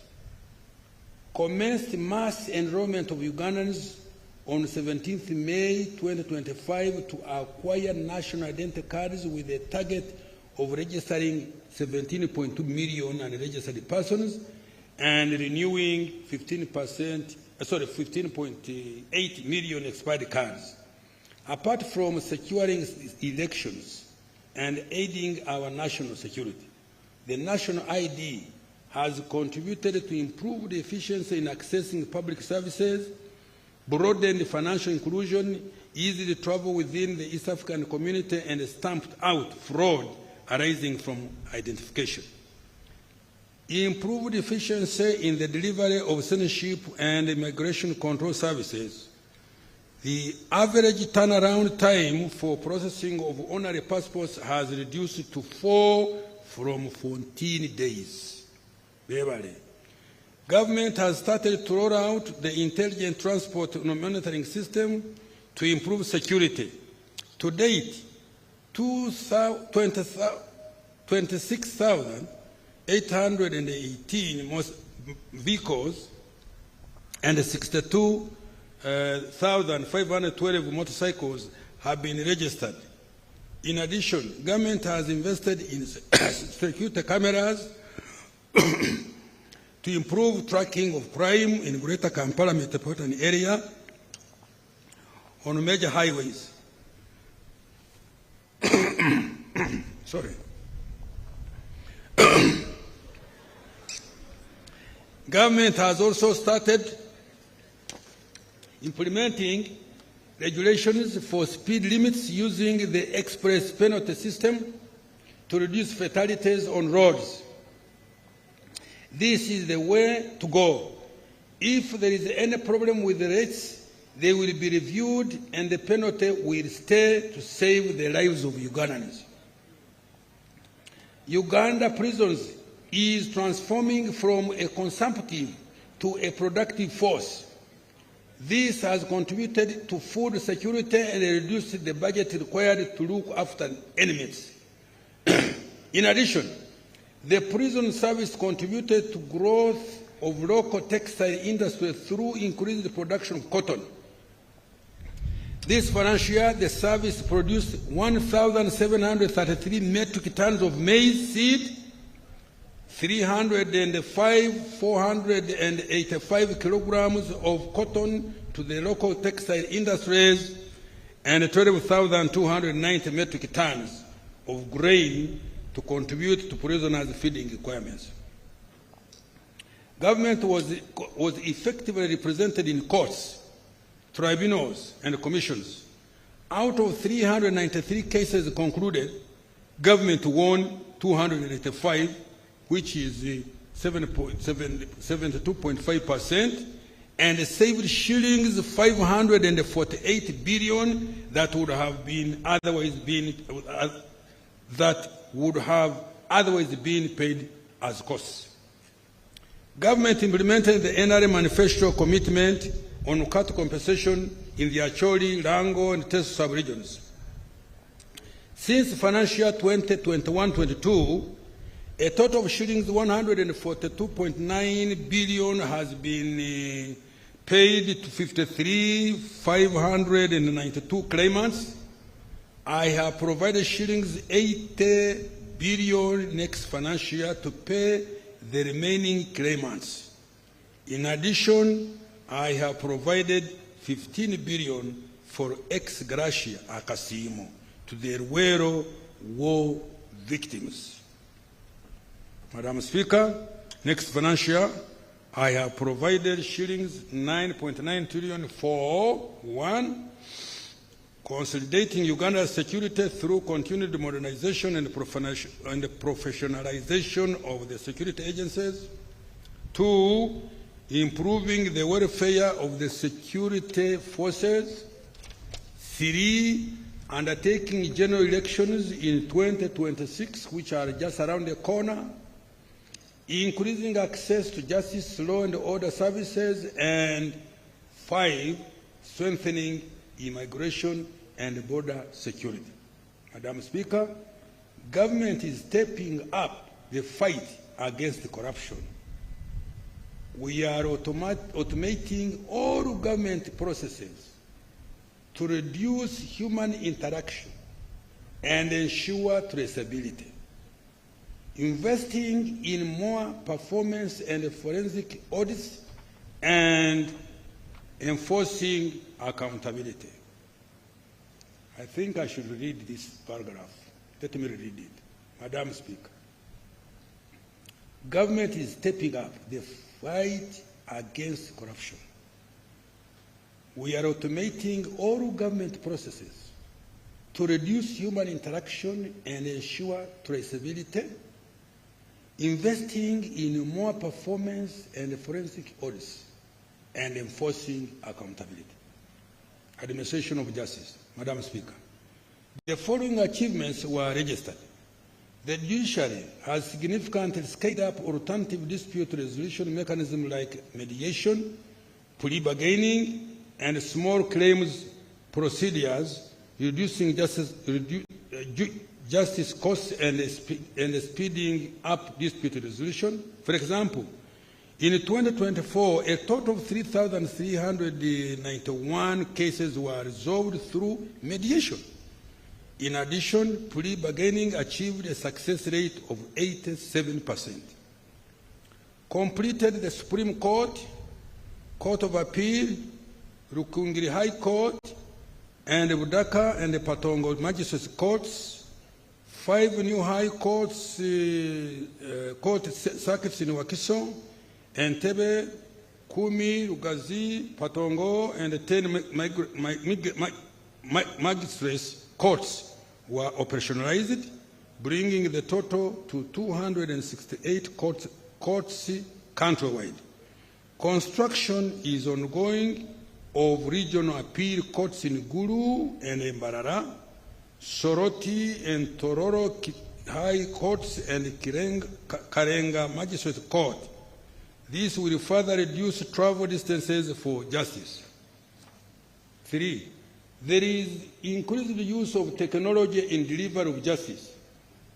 The electronic court case management system is now operational in 20 courts, boosting filing rates by 20.6%. Additionally, 20 courts have video conferencing systems enabling online case handling, which has improved efficiency. Madam Speaker, I have provided 602.7 billion shillings next financial year under the Administration of Justice program for strengthening alternative dispute resolution, increasing the use of technology in justice delivery, building more courts to improve access to justice, and increasing the civil jurisdiction of magistrates courts. Legislation and oversight. Madam Speaker, the legislature has registered several achievements during financial 24-25. Parliament held 73 sittings and passed 35 bills, concluded 3 petitions, passed 45 resolutions, adopted 53 reports. Most importantly, the turnaround time for enactment of legislation has reduced significantly. I commend you, Right Honorable Speaker, for this tremendous achievement. Madam Speaker, I have provided a total of 1.03 trillion next financial year for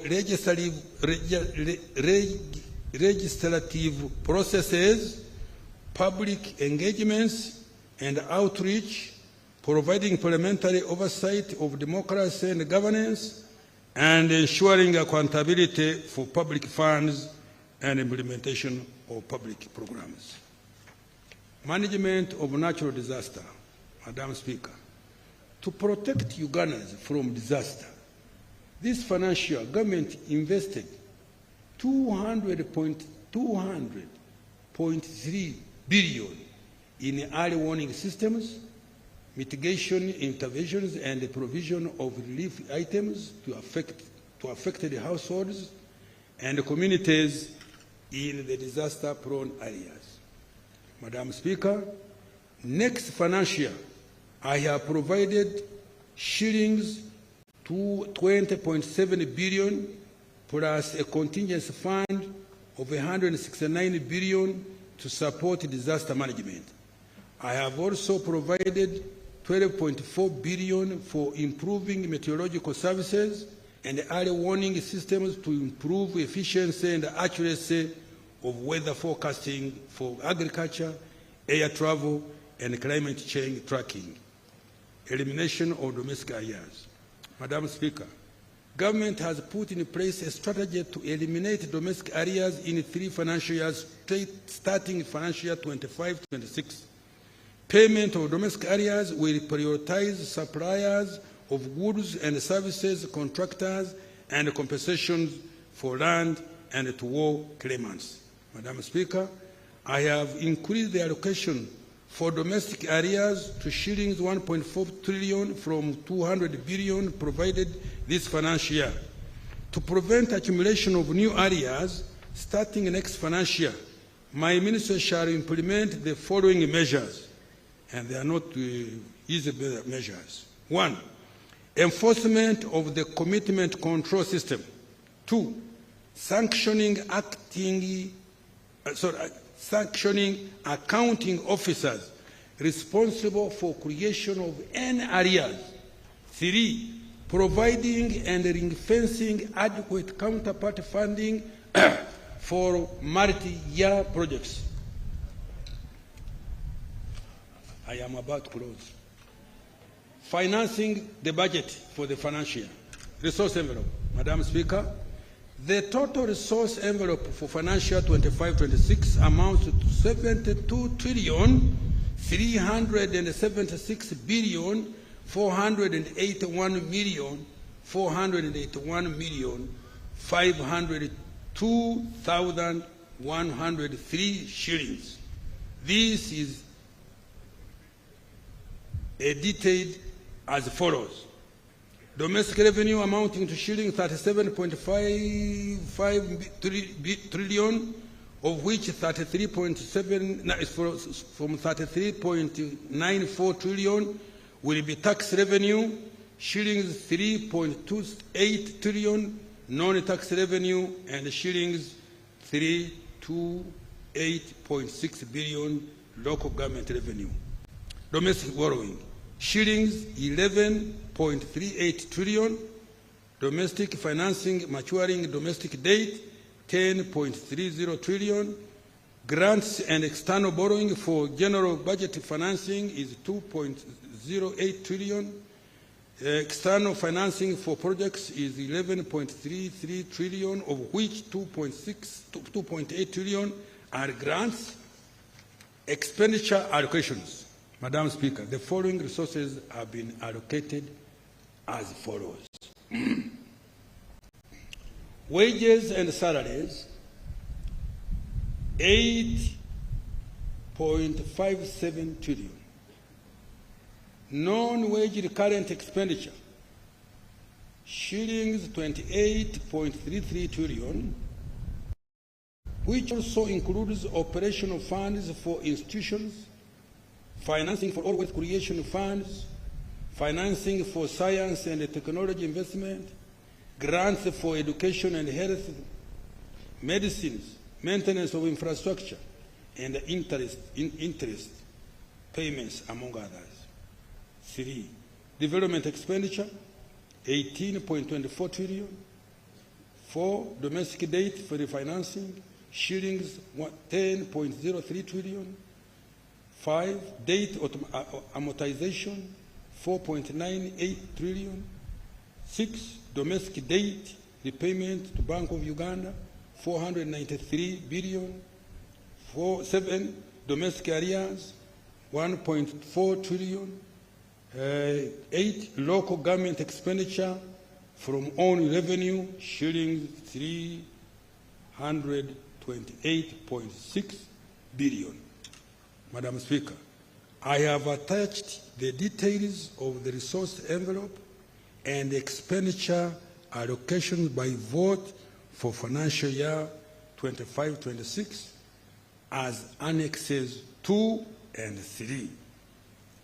The financing strategy for financial year 25-26, Madam Speaker. Below is the financing strategy for next financial year. 1.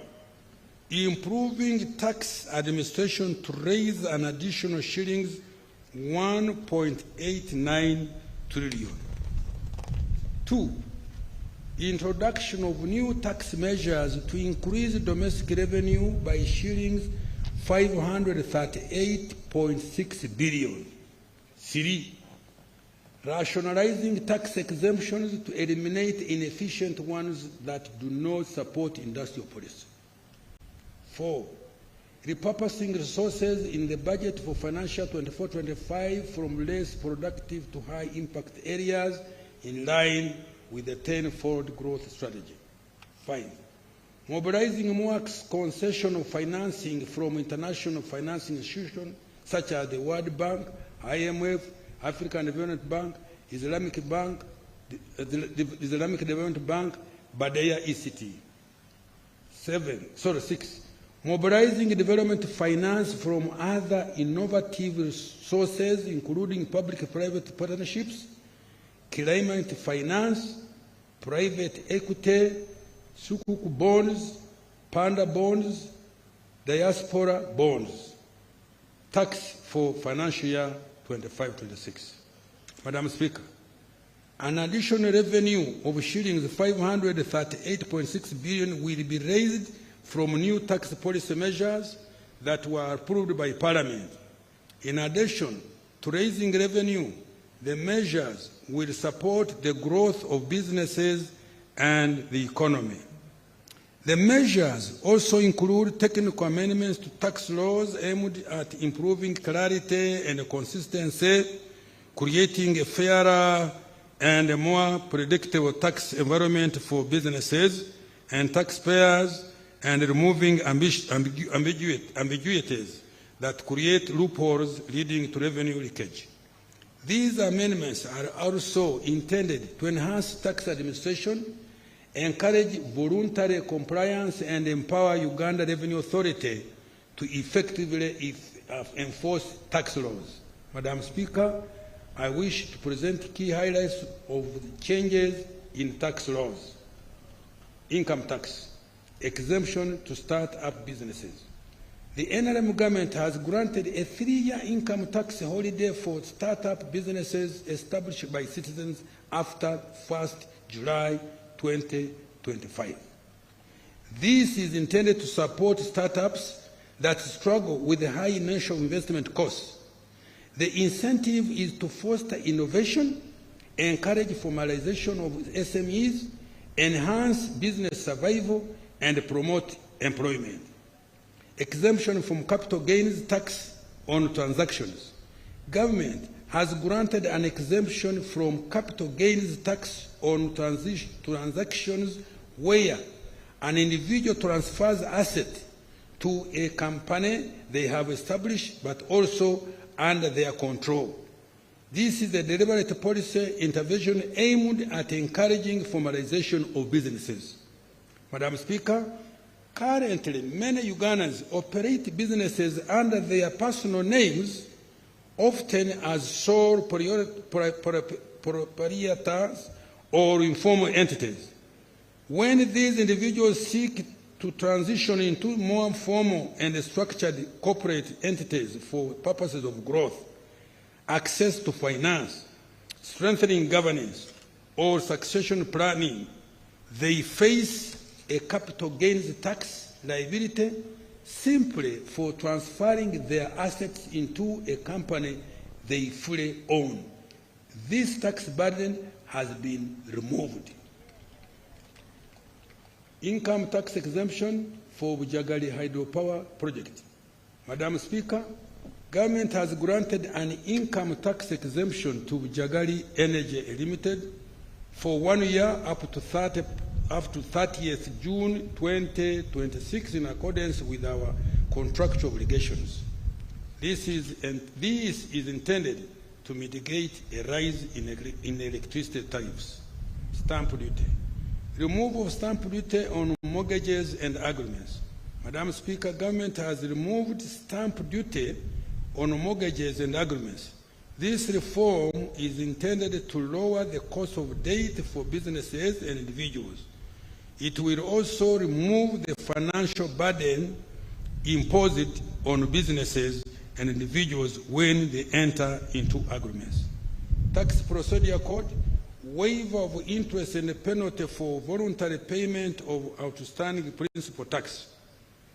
Government has extended the waiver period of any interest and penalties outstanding as at 30th June 24, provided that the taxpayer pays the principal tax by 30th June 2026. This waiver is intended to provide relief to businesses and individuals to enable them to settle outstanding tax liabilities and resume normal operations.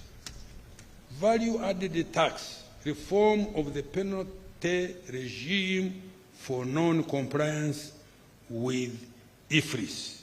Madam Speaker, we have implemented the electronic fiscal receipting and invoicing system, IFRIS, to improve tax compliance and reduce tax evasion. However, concerns have been raised regarding the high penalties of shillings 6 million per invoice, regardless of the value of the transaction, which disproportionately burden the taxpayers.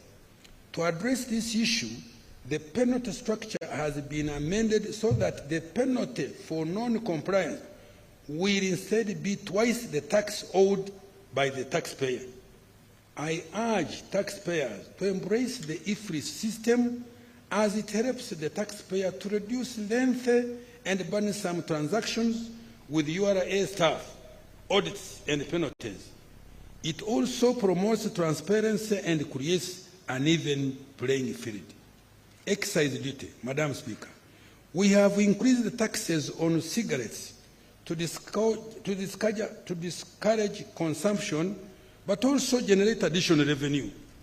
Excise duty on soft cap cigarettes has been increased to shillings 65,000 per 1,000 sticks from 55,000, and hinge lead cigarettes to shillings 90,000 per 1,000 sticks from 80,000. For those outside East African community, excise duty on soft cap cigarettes has been increased to shillings 150,000 per 1,000 sticks from shillings 75,000, and hinge lead cigarettes for 200,000 per 1,000 sticks from shillings 100,000. Madam Speaker, government has removed the excise duty rate of 30% or shillings 950 per litre, whichever is higher, on beer manufactured from barley that is grown and malted in Uganda, because it was redundant.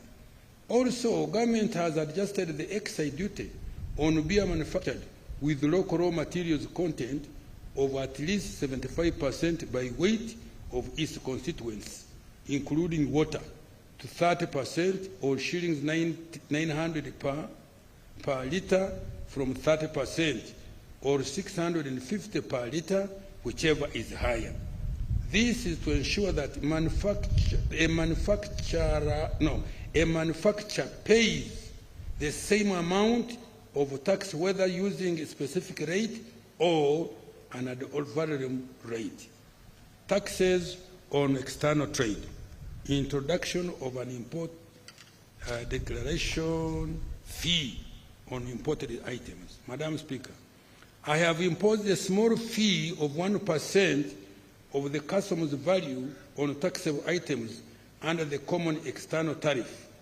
This measure seeks to align Uganda's tax policy with those of other East African community partner states where similar fees have been imposed. For instance, Kenya applies a 2% CIF charge. Establishment of an export levy on wheat bran, cotton cake, and maize bran. Madam Speaker, government has imposed an export levy of US dollars 10 per metric ton of wheat bran, cotton cake, or maize bran to encourage local value addition, particularly in the production of animal feeds. Currently, these products are exported as raw materials in the region, where value is added and imported into Uganda as finished goods. Therefore, this measure will encourage value addition and create jobs for our children. Taxes and on textiles. Madam Speaker, the NRM government has listened to our traders dealing in imported taxes for value addition, as they requested the import duty on imported fabric has been reduced. Effective 1st July 2025, the duty will be $2 per kilogram or 35%, whichever is higher, down from $3 per kilogram or 35%, whichever is higher. In addition, the import duty on garments has been reduced to $2.5 per kilogram or 35%, whichever is higher, from $3.5 per kilogram or 35%, whichever is higher. Public debt. Madam Speaker, the stock of public debt is projected at $31.5 billion, equivalent to shillings 116 trillion by the end of June 2025. Of this, external debt accounts for $15.49 billion, equivalent to shillings 56.3 trillion, and domestic debt $16 billion, equivalent to 59.77 trillion. As a ratio of GDP, our public debt is estimated at 51.26%, which is consistent with the Charter of Fiscal Responsibility. Madam Speaker, Uganda's debt is sustainable and is projected to remain so in the medium to the long term. The debt has financed investments that support private sector growth by providing requisite infrastructure. Over the last 10 years, the areas which public debt has financed, including integrated transport infrastructure, 29.3%, electricity infrastructure, including power generation plants and transmission lines, 27.6%, water for production and consumption, 11.5%, agro-industrialization, 5.1%, education and health, 5%, housing and urban development, 3%, and the development of industrial parks, 2%. To maintain public debt sustainability, government is implementing the following actions. 1, domestic revenue mobilization to increase revenue collection and reduce borrowing. 2, mobilization of more concessional financing from international financial institutions such as the World Bank, IMF, African Development Bank, Islamic Development Bank, BADEA, etc. 3, implementation of saving initiative, where Ugandans will invest in government securities using mobile money. Now, I want to conclude. Madam Speaker, I know I have tired you. Madam Speaker, in conclusion, Uganda's economy has taken off. Can I repeat? Madam Speaker, in conclusion, Uganda's economy has taken off. When I did this thing, people started. We know what we are doing, man. The economic fundamentals, GDP growth, price stability, currency stability, jobs, export, FDI receipts are in good shape and highly competitive regionally and globally. The economic fundamentals, GDP growth, price stability, currency stability, jobs, export, FDI receipts are in good shape and are highly competitive regionally and globally. We have met the criteria for graduation from the category of low development countries. Poverty and inequality have We have met the criteria for graduation from category of low LDCs. Poverty and inequality have reduced. Listen to this. Poverty and inequality have reduced significantly. Our deliberate onslaught on the subsistence economy has resulted in cutting the number of Ugandans working for only the stomach, kida kionka, to just 3 in every 10 homesteads. With our renewed commitment to fast-track full monetization of the economy and redirect resources towards agro-industrialization, tourism, mineral beneficiation, manufacturing, innovations by our scientists, and digital transformation, Uganda is indeed unstoppable. Unstoppable. Mwandibadde mukuba mu ngalo nammwe temumpadde maanyi.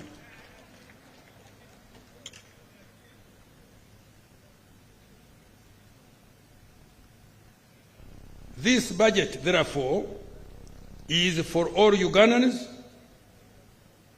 who are ready to create wealth. Fellow countrymen and women, take full advantage of the innumerable opportunities contained in this budget. Innumerable opportunities in this budget.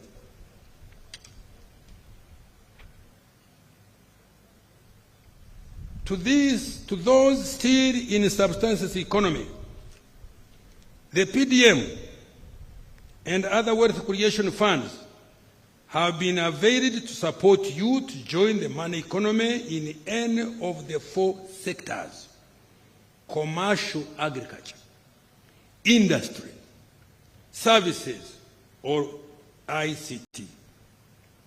To the private sector, the 10-fold growth strategy presents many opportunities. Demand for household services and consumables is going to increase exponentially in the next 15 years on account of rising household incomes. The increase in GDP represents larger demand for intermediate goods and services among businesses. With a larger economy, government revenue will increase, and so will the size of government contracts to the private sector. To the investors and our partners in development, this budget guarantees peace, security, easy taxes, and a tolerable administration of justice.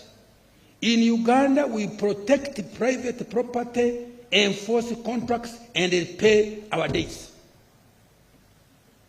To the youth, this budget offers opportunities to acquire more skills, access finance, innovate and develop new and better products. The budget also contains huge investments in sports, particularly to upgrade the facilities in preparation for CHAN and AFCON 27. To those in the creative industry, the NRM government has fulfilled its promise to provide you with a revolving fund, acquire a home for you, and enact a copyright law to protect your intellectual property. This is just the beginning of what we intend to do to open doors for you to escape unemployment and manipulation by self-interested individuals and groups. Take full advantage of the opportunities to make money and live a productive life. Take full advantage of the opportunities to make money and live a productive life. To the women and mothers of our nation, the budget has provided funds to improve your health, to ensure that your children are born in safe hands, are immunized, sleep under mosquito net, drink clean water, safe water, and are educated in nearby school for free. The budget has also allocated billions of support to your businesses. However, small to graduate. Let me repeat this. The increase in GDP represents a larger demand for intermediate goods and services among businesses. With a larger economy, government revenue will increase. Money is coming, and so with the size of government contracts to private sector. To the investor and our partners in development, this budget guarantees peace and security, ease the taxes, and the tolerable administration of justice. In Uganda, we protect private property, enforce contracts, and repay our debts. To the youth, this budget offers opportunities to acquire more skills, access finance, innovate and develop new and better products. The budget also contains huge investments in sports, particularly to upgrade the facilities in preparation for CHAN and AFCON 27. To those in the creative industry, the NRM government has fulfilled its promise to provide you with the revolving fund, acquire a home for you, and enact a corporate law to protect your intellectual property. This is just the beginning of what we intend to do to open doors for you to escape unemployment and manipulation by self-interested individuals and groups. Take full advantage of the opportunities to make money and live a productive life. Make money. To the women and mothers of this nation, the budget has provided funds to improve your health, to ensure that your children are born in safe hands, are immunized, sleep under mosquito net, drink clean water, safe water, and are educated in a nearby school for free. The budget has also allocated billions to support your businesses, however small, to graduate into sustainable businesses.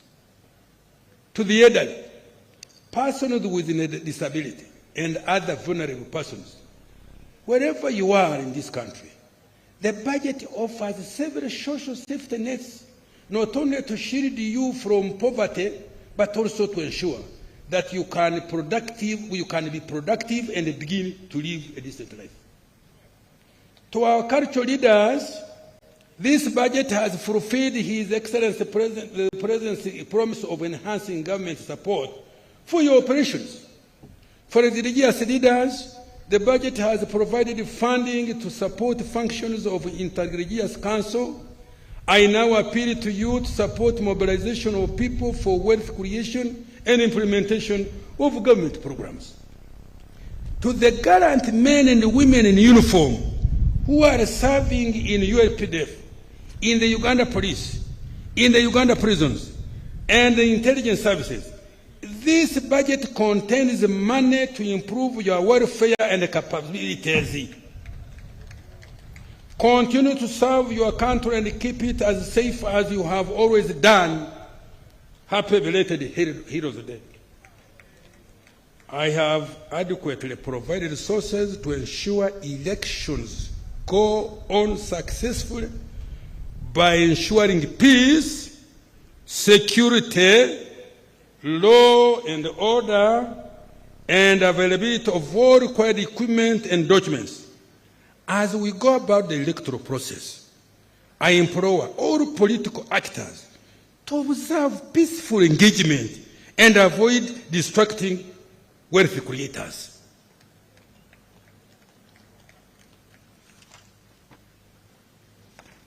Madam Speaker, as I step off this podium, because the people are tired, but it was inevitable. I could not have abridged this speech. Madam Speaker, as I step off this podium, I would like to reiterate His Excellency President's call to all Ugandans to embrace wealth creation. We have a wonderful country. Those of you who have not traveled around the world, you don't know. But we know Uganda is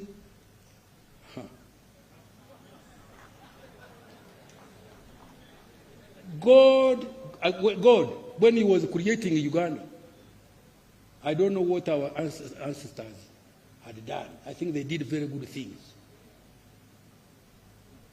We have got good weather. You think I could have put on a suit here in some other places? We have rainfall, although we are making a problem by cutting trees. You can grow any type of food here.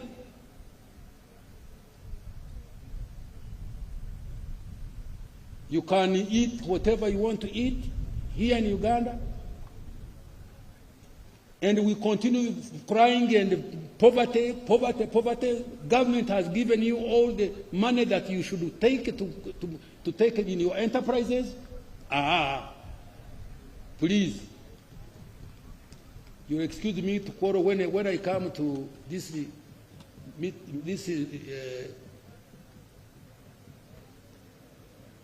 when I talk, wanting to emphasize of the beauty of this country, I become emotional. Will you excuse me? No wars. Systems are around.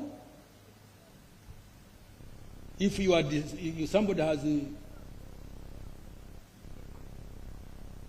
done something wrong to you, the courts, the chief is here. Hey. And we want to live to 100 years. Have you heard? Me, I'm aiming with my president 100 years. Have you heard?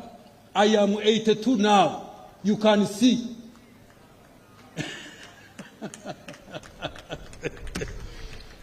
Okay, Madam Speaker, as I step off this podium, I would like to reiterate His Excellency the President's call to all Ugandans to embrace wealth creation, but also embrace what I've said. I dedicate this budget to all the wealth creators, particularly the youth and women. Madam Speaker, I humbly beg to move. Thank you so much, Honorable Minister. And by extension, His Excellency the President, who is the Minister of Finance, for clarity of delivery of the budget speech. Honorable members, you will be availed with the text of the budget speech in the due course. I want to urge you to take note of the government's budgetary priorities and relate the matters to the coming financial year. Next item.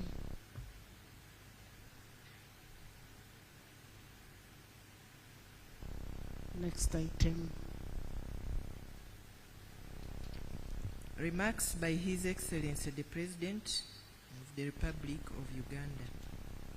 Honorable members and distinguished guests, I now take the opportunity to invite His Excellency the President to make his remarks to crown the budget speech. And remember, our rules of procedure state that when the President is making a speech, it must be heard in silence. Your Excellency, you're most welcome and kindly talk to the members of Parliament and by extension, the nation. Her Excellency the Vice President, the Right Honorable Speaker of Parliament, all the other leaders, all members of Parliament, ladies and gentlemen. The long speech of the Minister, I would want just to emphasize for you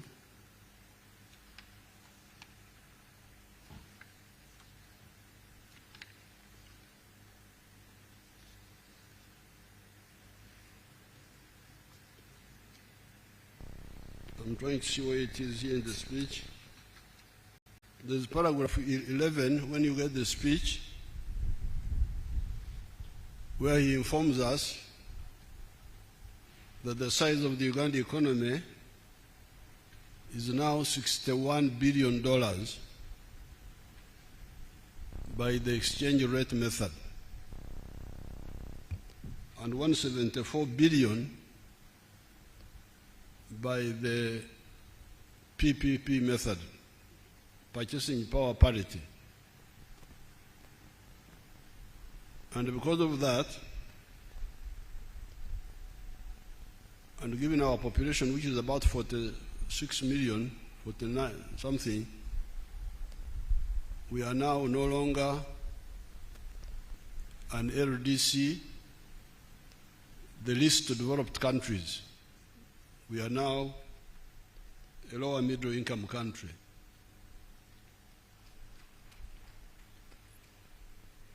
In 1986, the size of the GDP was $3.9 billion. So you can see the economy has grown more than 20 times from that time. So I thought you should mark that, because in a long speech like this, you may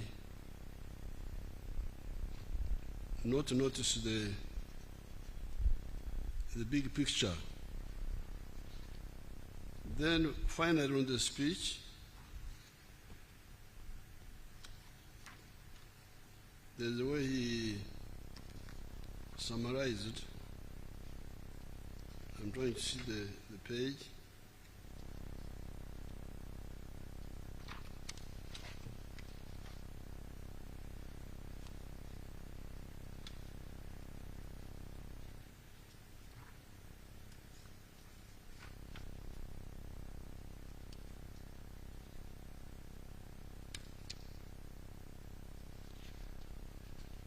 This is paragraph 140 in his speech, where he said, he told you of the economic fundamentals. That's a very good summary. And he said, Madam Speaker, in conclusion, Uganda's economy has taken off. The economic fundamentals, and what are those fundamentals? GDP growth. Is the economy growing or not? Price stability. Are the prices stable or not? Currency stability. Is the currency stable or not? Jobs. Are jobs being created or not? Export earnings. Are the export earnings going up or not? And then finally, FDI receipts. The foreign direct investment. Are they coming in or not? I thought that you should note that. Now, going to my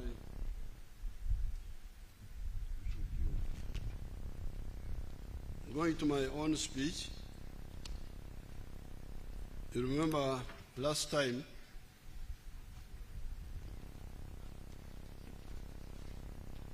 I promised that I would address two issues. During the State of the Nation address, I told you that today, as part of the budget speech, I would address two issues. And these are the East African Federation and corruption. I will do exactly that. However, I will dissect the corruption into two. First of all, corruption for getting money through crooked ways as one type of corruption, and political corruption through the use of money to get political support, not based on principles or policies. Politics is about principles and policies. That's what you should be telling the public to choose from. My policy is this, his policy is that, you the public, you choose. But when you bring in money, you are polluting the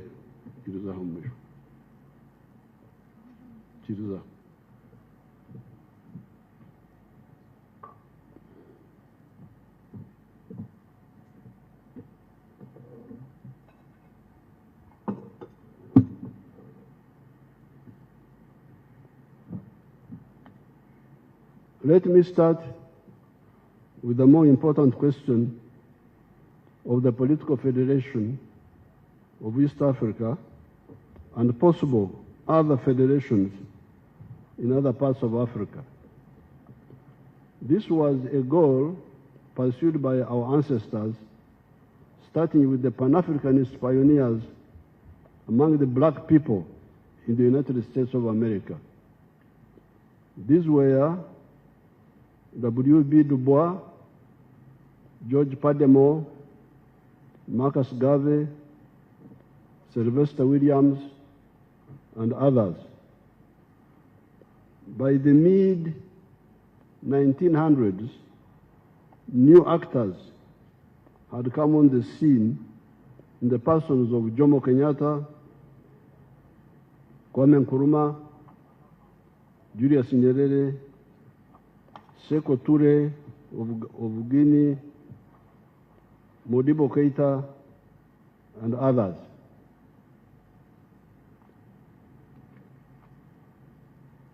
But if you go back, you will find that by 1900, the whole of Africa had shamefully been colonized because our egocentric and incompetent kings had failed to defend us, and instead we are busy fighting fratricide wars among us.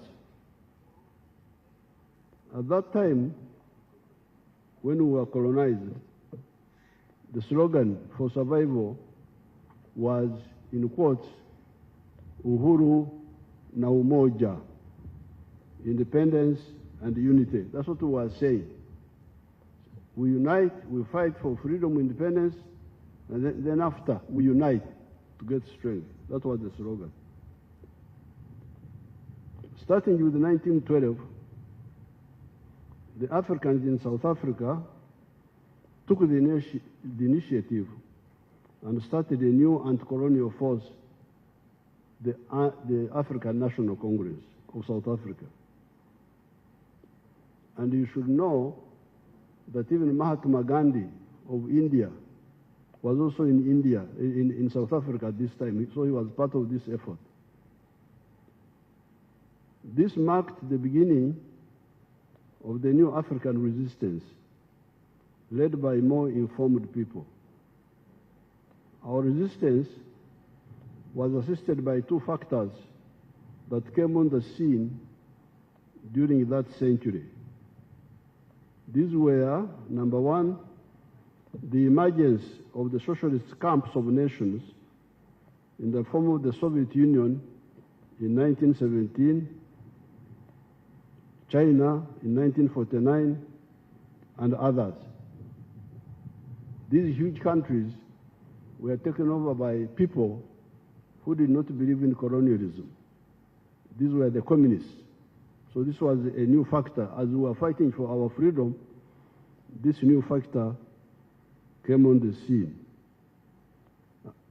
And the second factor were the fratricidal wars, fratricidal inter-imperialist wars of 1914 to 1918 and 1939 to 1945 among the imperialists. The imperialists were now fighting over us. Who will control which one? You know, those imperialists had divided us up, shared us like a cake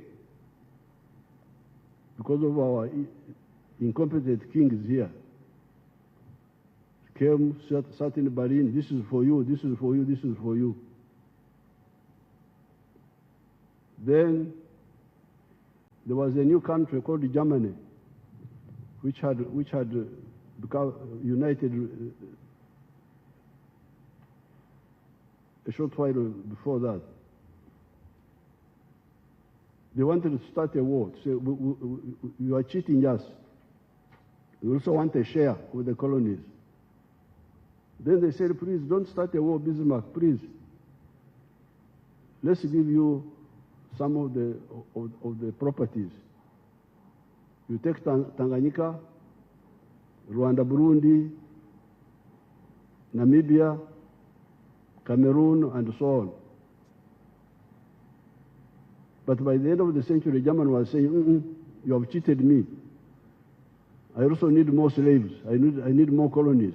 That's how their wars started, fighting over us. These two factors, on the one hand, meant that the worldwide anti-colonial movement, including the African anti-colonial movement, could receive solidarity from those socialist countries. And on the other hand, the imperialist countries had weakened themselves in the process of their greed for world domination. So as they were fighting over us, fortunately they weakened themselves, which was good for us.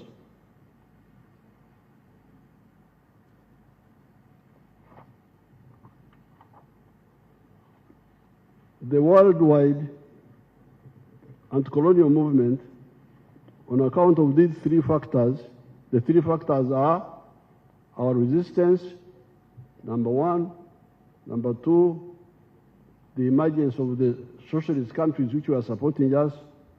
And number three, the mutual weakening of the imperialists among themselves. The worldwide anti-colonial movement, on account of these three factors, started scoring strategic victories with the independence of India in 1947, Indonesia in 1945, the defeat of the Kuomintang traitors in China, 1949, etc.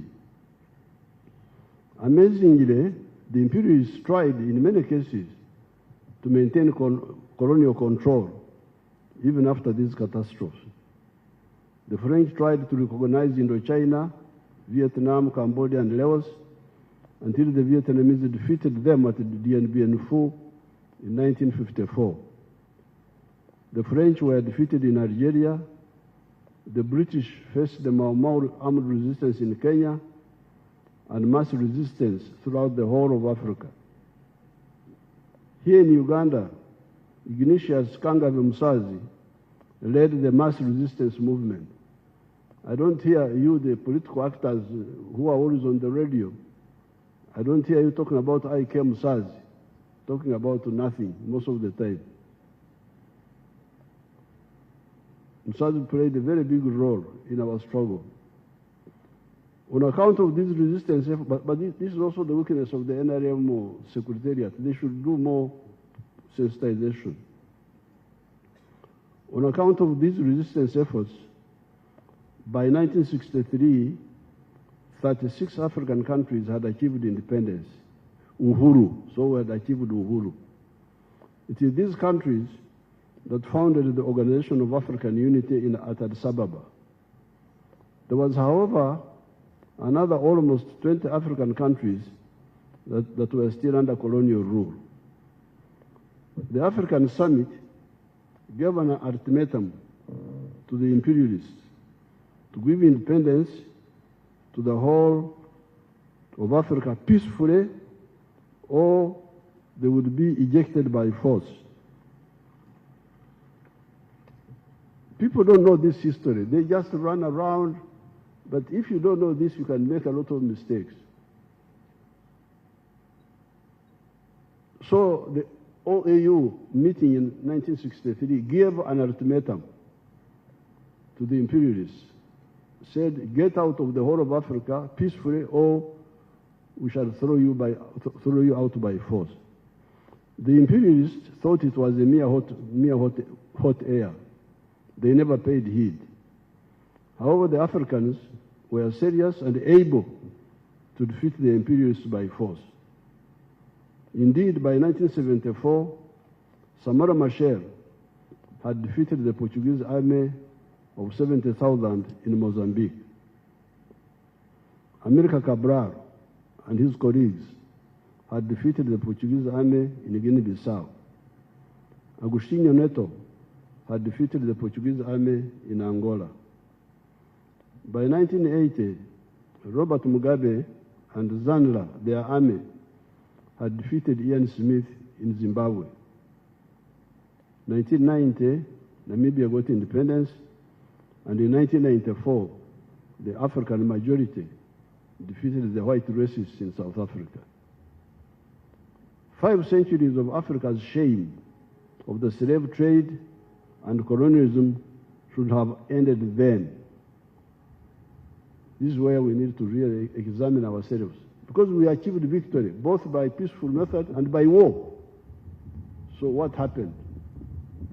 What happened? When you hear people on the radio talking, just talk, empty talk. What happened? Why did we people? This is not fiction. It is history. We defeated the imperialists by peaceful means, but also by war. So what happened? Exactly what happened?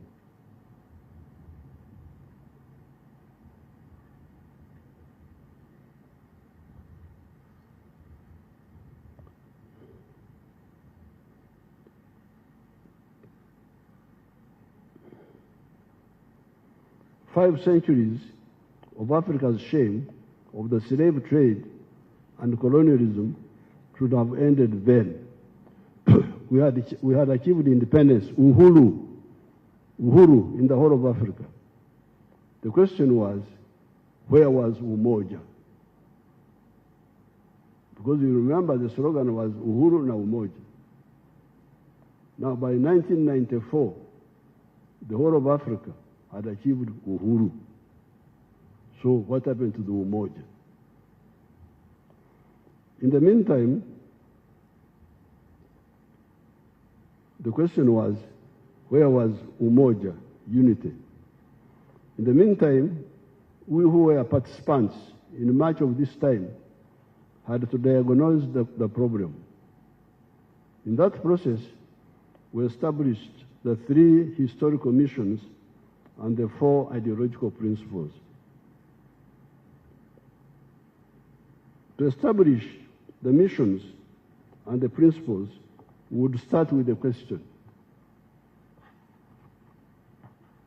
Question number 1 was, do the Africans need, deserve, and are they entitled to prosperity like other peoples in the world, or are they not so entitled? That's the question we would ask. Are the Africans entitled, and do they deserve prosperity like all the other people in the world? If the answer is yes, the next question would be, where does prosperity come from? Can prosperity sustainably come from begging? Because you remember the issue of aid. Can you get prosperity through aid? Our answer was no.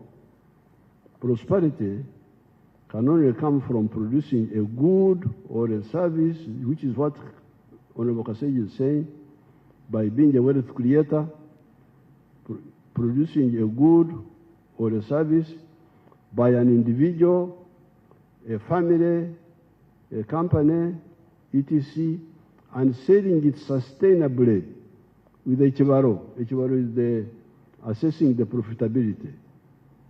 In that way, you will get income and solve your problems. That, however, raises another question. Who will sustainably buy our goods or our services reliably with predictability? Because you can see what's happening in the world. The other time, you people, you said, well, we don't want our children to be homosexuals. Our children, we didn't say other people's children. We don't want our children to be homosexuals. Oh, and some of our friends who had given us market access took us off the AGOA list. Imagine. So, how can you rely on such a person for business? Today, you trade with him. Tomorrow, he stops you because of your internal policy, not even anything affecting him. So, the third question, who will sustainably buy our goods or services reliably and with predictability? When we started the African tribes, including my own, the Banyankole Bahororo, we discovered that intra-tribal trade is either limited or completely absent. Why? It is because these communities sometimes produce similar products. The Banyankole Bahororo, for instance, all have milk, beef, bananas, etc. A does not buy from B and vice versa.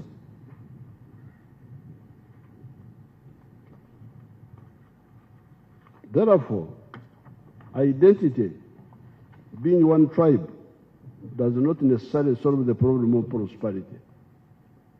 Happily, we discovered a ready solution, and this was Uganda, that multi-tribal unity, which was already there.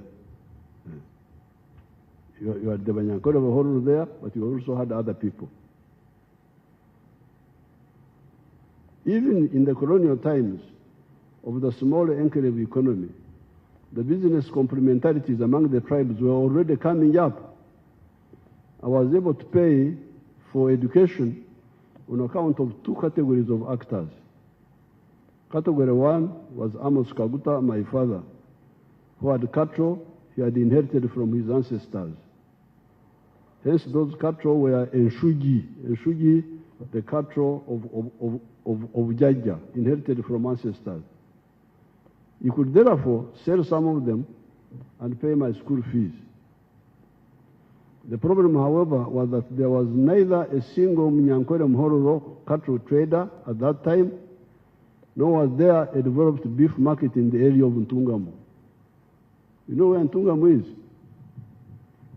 You know where Ntungamo is, you people? You may not find it on the Uganda map. You may not find it. So in Ntungamo, we had neither traders of cattle, nor did we have a meat market at that time. That is how the second category of rescuers came in. The people who rescued me to go to school.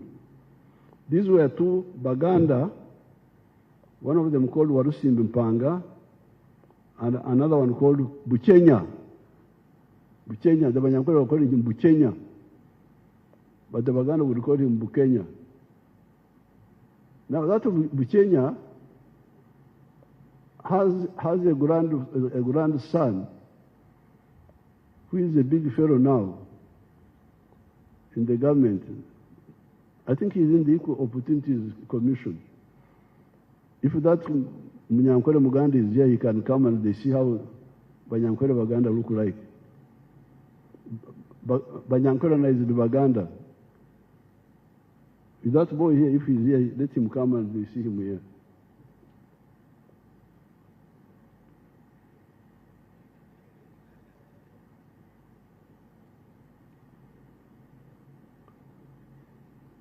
And then there was also a white man, Shea.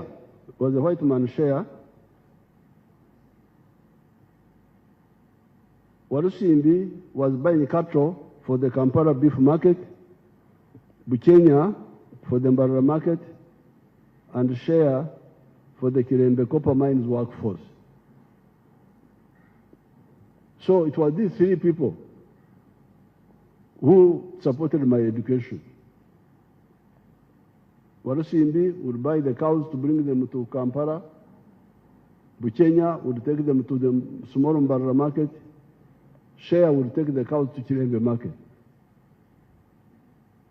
Even at that time, the complementarity among the tribes was becoming clear. But even in the pre-colonial times, the interzones trade had become clear. Textiles, Emyenda, were coming from the coast in Zanzibar. The glass beads in Kwanzi were from the same source, and so were the guns. Ivory, Emino, however, was coming from the interior of the African continent, and so were the salt, the backcloth, the hose, etc. It is this historical mission of the need for prosperity that led us to discover the first ideological principle of our movement, of the NRM, as the minister was saying, patriotism, love Uganda. Why? It is because you need it for your prosperity as a market, among other advantages. However, learning from the history of other countries and also seeing what is happening in Uganda once it settled down and started recovery, we discovered that the internal market is not enough. As we speak today, Uganda has got surplus of milk, maize, bananas, beef, sugar, cement, steel products of certain types, etc., as the minister was telling you here. Where do we sell all these? This is when the NRM asked the Ugandans the following questions. Number one, have you heard of East Africa? Because you are stuck with your products. Have you heard of East Africa? Because you are busy with the tribes. Some people are telling you, we, as Banyankole, we, as Baganda, we, as Acholi, some of those pharaohs are busy telling you about the tribes. Ifanga abasoga bene, we as this one, as this one. But why don't we solve the, if those are enough, why do we have a problem of surplus milk, surplus sugar, surplus this? And this is where the NRM said, have you heard of East Africa? Have you heard of Africa? Why don't you check whether they can buy what we produce and also buy what they produce? Indeed, as I speak now, East Africa and Africa are already buying parts of our surpluses. Otherwise, these sectors of the economy would have collapsed by now. That is how the NRM identified the second ideological principle of Pan-Africanism. Pan-Africanism. Love Africa. Why? It is because you need it we need it for our prosperity. This realization of the need for bigger markets was not only clear to the NRM, Others before us had realized this. Germany was not one country until 1871. Germanic-speaking people were divided into 39 kingdoms of Prussia, Saxony, Bavaria, etc. However, there was a strong business group in Prussia known as Junkers. It is written Junkers, but they pronounce it Junkers, that saw the importance of a united German market.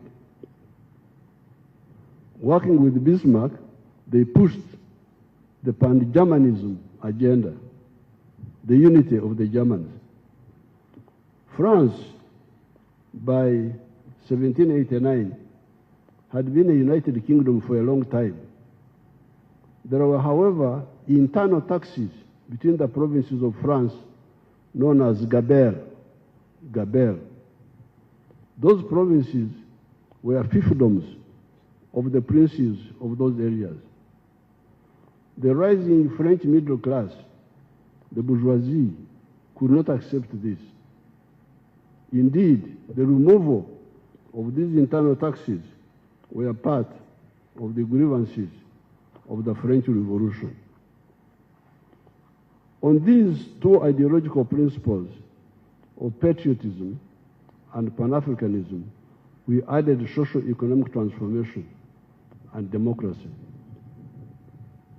This was all to achieve historical mission number one, prosperity for the African people through market integration. We are glad by 1980, the African leaders had started seeing the importance of market integration as part of the Lagos Plan of Action. When the NRM took power, we worked with the Wazee, Museveni, Mzee Mkapa, and Mzee Moi to revive the East African community that was relaunched on the 30th of November, 1999. The East African community has now expanded to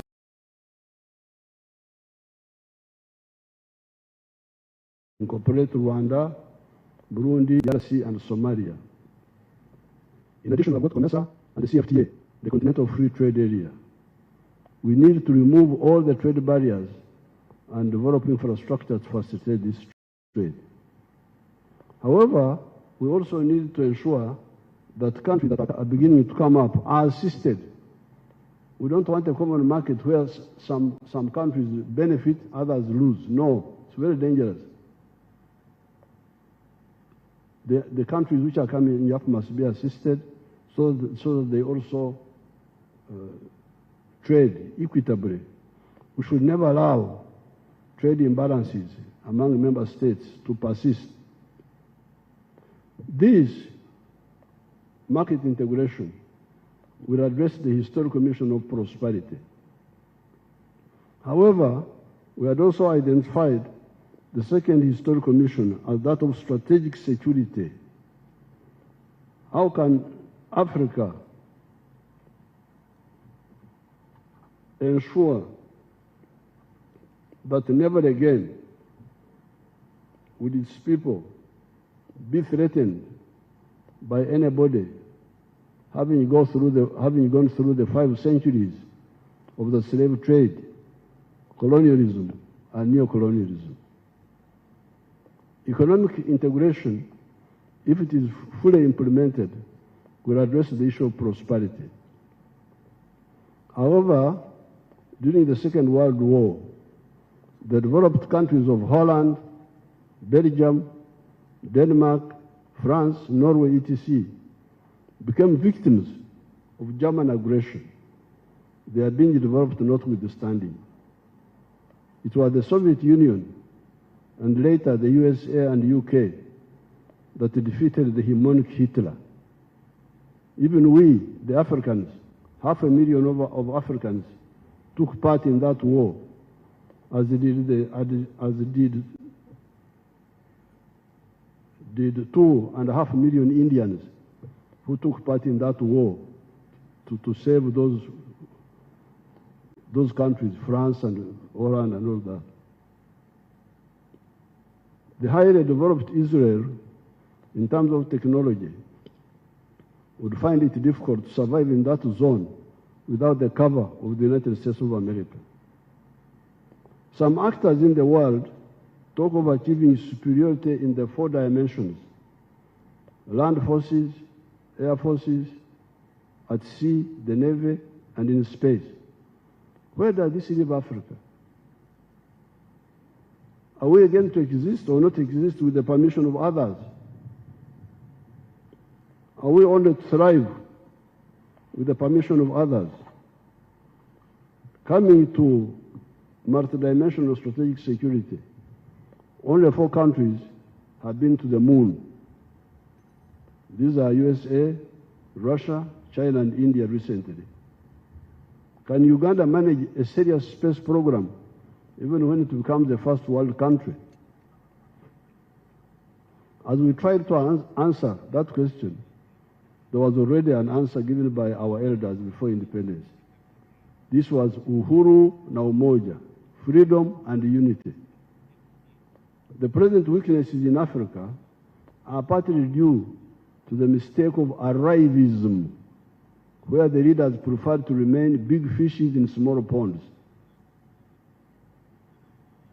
It was only Mwalimu Nyerere of Tanganyika and Mzee Karume of Zanzibar that consummated the economic and political integration of the 2 countries to create Tanzania that has been a great success. Recently, the Union of Tanzania celebrated 60 years. We congratulate our brothers and sisters of Tanzania. Mbakwere kumungaro. Economic and political integration where possible are the correct answer to the question of prosperity and strategic security. It handles the 2 missions. In 1963, we were about to achieve the political federation of East Africa. There is a picture which I will give some of the, you can see it there. That picture. I have that picture. I will give it to a few people after my speech. But that was 1963, Uganda, August. They were saying federation this year, Federation of East Africa this year. That's what they were saying. Thank you. You can see the declaration, that declaration by our leaders. However, along the way, some of them developed cold feet. That is why Mwalimu Nyerere and Mzee Karume must be hailed as some of the most devoted Africans that have ever lived. You can be sure that if that federation had taken off, so many of the problems that afflicted us could have been avoided. Certainly, Amin would never have taken power in Uganda. If that federation was there, Idi Amin would never have taken power in Uganda here.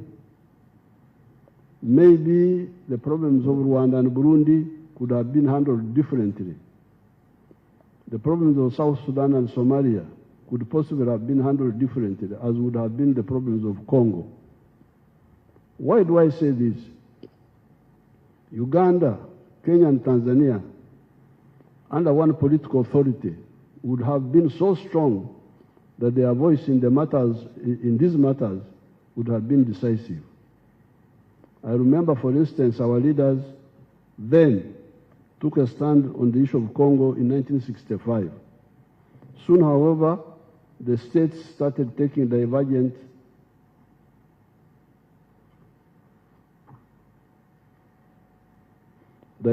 positions, which would not have been the case if they were under one political authority. We must again salute Mwalimu Nyerere and Tanzania, because without the support of much of Africa, except for Zambia, Botswana, Algeria, Nasser's Egypt, and Guinea-Conakry, They were able to be a reliable rear base for the anti-colonial armed struggle that raged in Southern Africa from 1962 to 1994, when South Africa achieved freedom. It is a pity that after victory, we only got Uhuru, independence, and not Umoja, unity, especially political integration. The third historical mission we identified was the Undugu brotherhood of the 1.5 billion African people. These people belong to only 4 linguistic groups: the Niger-Congo, the Bantus and the Kwa, the Nilo-Saharan, the Nilotics, the Cushitic and the Sudanic, the Afroasiatic, Arabic, Amharic and Tigrinya, and the Khoisan, the group in South Africa. Recently, I had a delegation from Congo, but we did not have a French translator. However, there was a Runyoro-Rutoro speaker from Ituri province in the Congo, Tebasima Atenyi. I therefore spoke in Runyoro, and he translated to the rest in French. This was just like 2 weeks ago when I had a group from Congo. I was speaking in Runyoro, and he was translating to those people in French. Apart from similar Interakistian, Bantu, and Nilotic dialects, we have the good luck of Swahili, which is a neutral, non-tribal dialect developed by our ancestors when they met at the East African coast to conduct business. Therefore, the third historical mission is a question, in quotes: why can't the responsible political actors use the Undugu, the brotherhood, similarities or linkages of these people to create units that support the other 2 historical missions of prosperity and strategic security? You don't hear anybody talking, this is political class, talking about, I don't know what they talk about on TV. I normally once in a while watch, talking nothing. Da, da, da, da, da, da. How can you have a political class lost?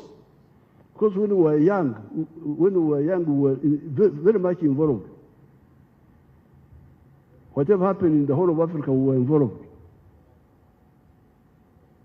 In 1968, I went to Mozambique, to the liberated zone with some other students. I was not a Mozambican.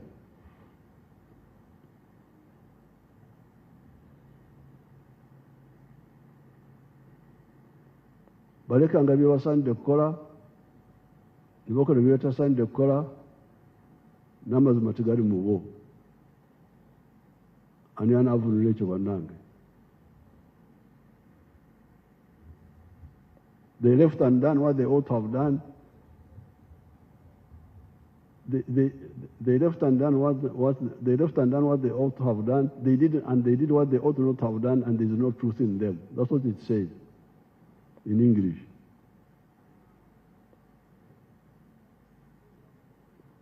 With these 3 historical missions and the 4 ideological principles, we were able to shape our strategy vis-à-vis Africa.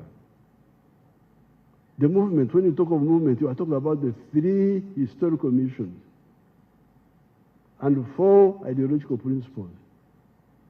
Not about me. You are not important.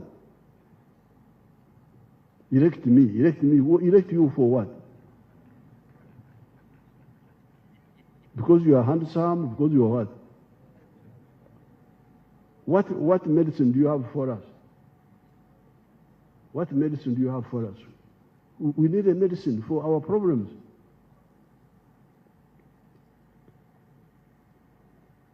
Within 3 historical missions and the 4 ideological principles, we were able to shape our strategy vis-à-vis Africa. Whatever we did was guided by this. Why did we tactically work with Obote?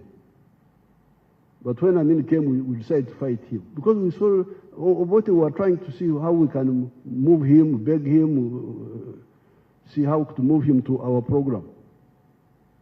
But Amin was off the point. So we said, kwenda, wewe toka. You cannot interfere with our destiny. We have a journey. We are on a journey. You stood in front of us, tunakutoa.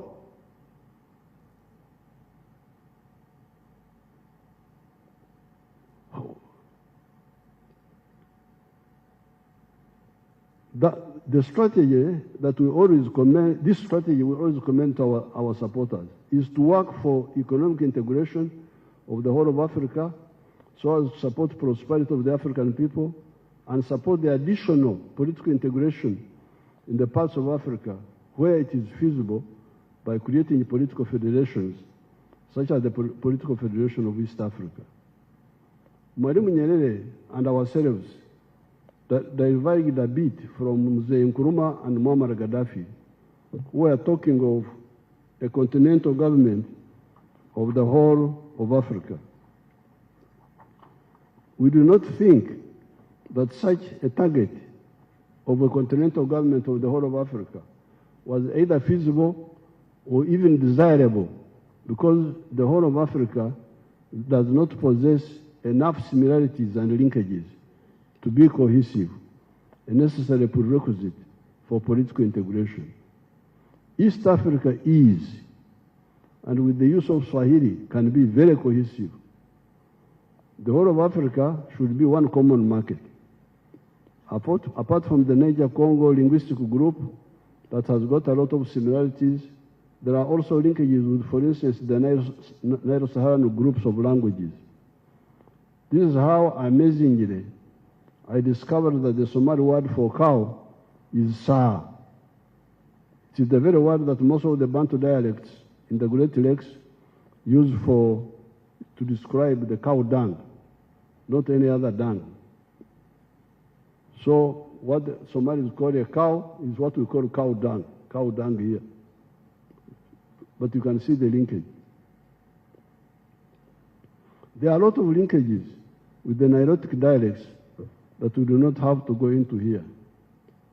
It is this belief in the three historical principles and three historical missions and four ideological principles that enabled the student movement of the 1960s to metamorphose into the armed Fronasa that fought Amin and eventually the NRA-NRM.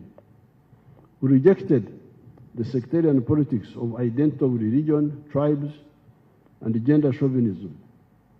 By 1986, by the force of 20,000 NRA fighters, backed by millions of civilians that were only propelled by conviction, not by any mercenary interest. The majority of the NRA-UPDF have maintained this. That is why between 1971 and 2021, the NRA-UPDF was fighting for no pay or low pay. Owing to death of some of our supporters, from natural causes mainly, we started getting some corrupt elements, but a minority. These are a minority and are easy to identify and isolate. The spirit of voluntarism was also strong among the civilians.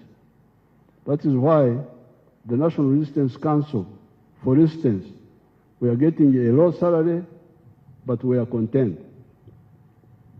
When we came to the Constituent Assembly, we improved the pay, knowing that it was a temporary parliament.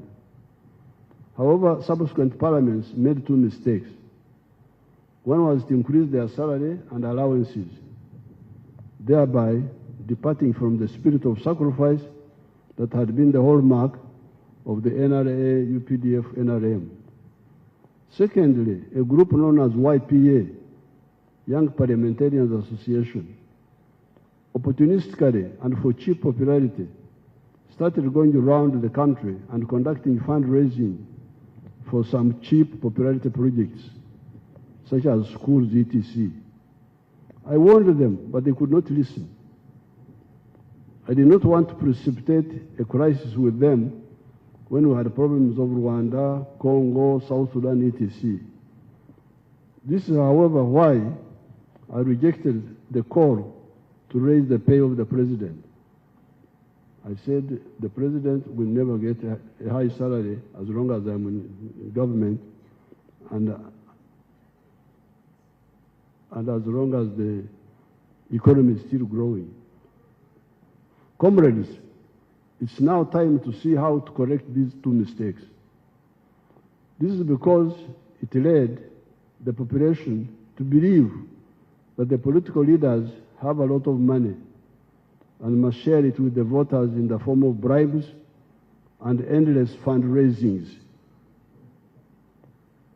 Although the MPs gave themselves a lot of money, it is not enough to meet these indisciplined demands for bribes and fundraisings. Hence, they end up with debts, and some have run from the constituencies. I hear some of them are IDPs.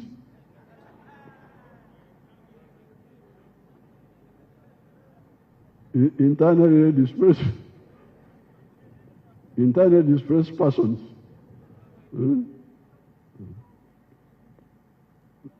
The government, through the budget, is the one that can help the people to solve their problems. Programs like NADS, Operation Wealth Creation, PDM, Emyoga, etc., have already shown that they can liberate people from poverty. You can see it. You can see it.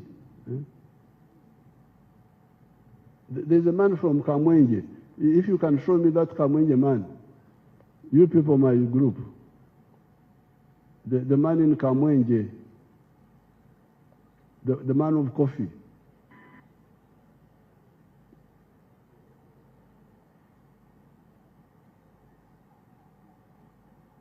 The man of coffee.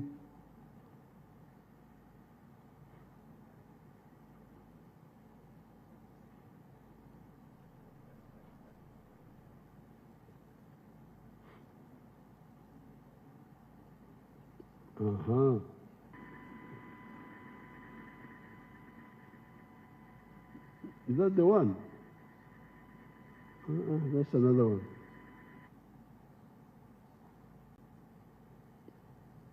The one of Kamwenge was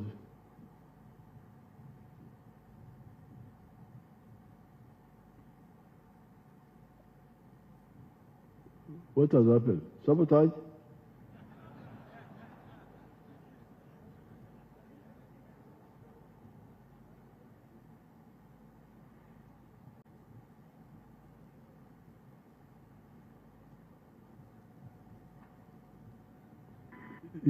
That one was interesting because he used the NADS and get him, when you get him, put him,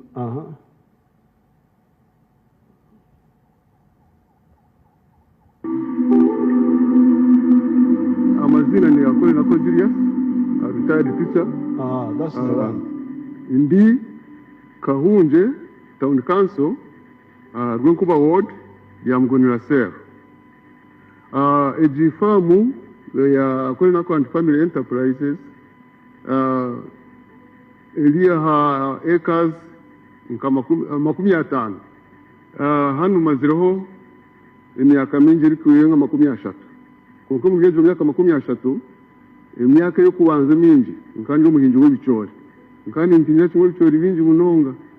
Kuko kuna ukutandika no His Excellency ya ari na PMA Plan for Modernization of Agriculture. Nibona atandika kukunda ideas ize. Then of recent kwa jero mu 4-acre model. Then nibona evidently tinka guma mu bicori. Aboko mu bicori nkampinga acres and acres mu hamuherwa byona ishanga nyire mu katani kayishatu ukuziguza ishanga nyine mu ka millionemu amago. The important thing is that this man moved into coffee and all those things. When we were with the NADS, PMA, there was something we were calling PMA, Plan for Modernization of Agriculture, which was like NADS. Then he started growing coffee. So what I'm saying here, the government, through the budgets, is the one that can help the people to solve their problems. Programs like NADS, Operational Wealth Creation, PDM, MYOGA, etc., have already shown that they can liberate people from poverty. The current coffee boom was on account of the government scientists who developed the improved Kololo coffee, different from the old variety that the people in Museveni had abandoned for the dairy industry. Now, I had some people saying that they are the ones who developed coffee, and so I had some people claiming that. I didn't want to quarrel with them before telling them, but coffee and all these enterprises, oh, that is the grandson of Kenya. Zahari Uganda abantu is half Muganda, half Munyankole. Bagambira Kenya kuyagire mbara. Tell them in English. Thank you very much, Your Excellency, the President.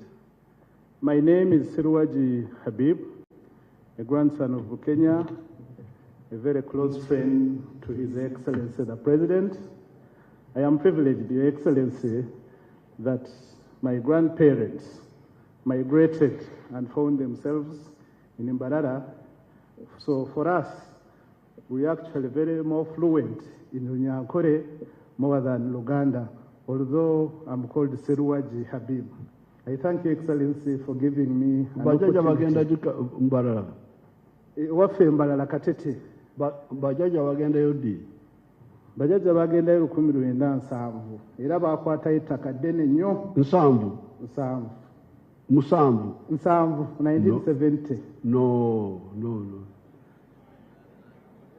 This was in the 1950s. Yes, Antikati, Your Excellency, fetwabasanga, I mean, batuzaalanga gye tuli. Ne bali balina ettaka ddene nnyo. No, you go and find out from your parents if they are. Thank you, Your Excellency. Okay, again. Thank you very much. This was in the 50s. Uyumwana gamba 70.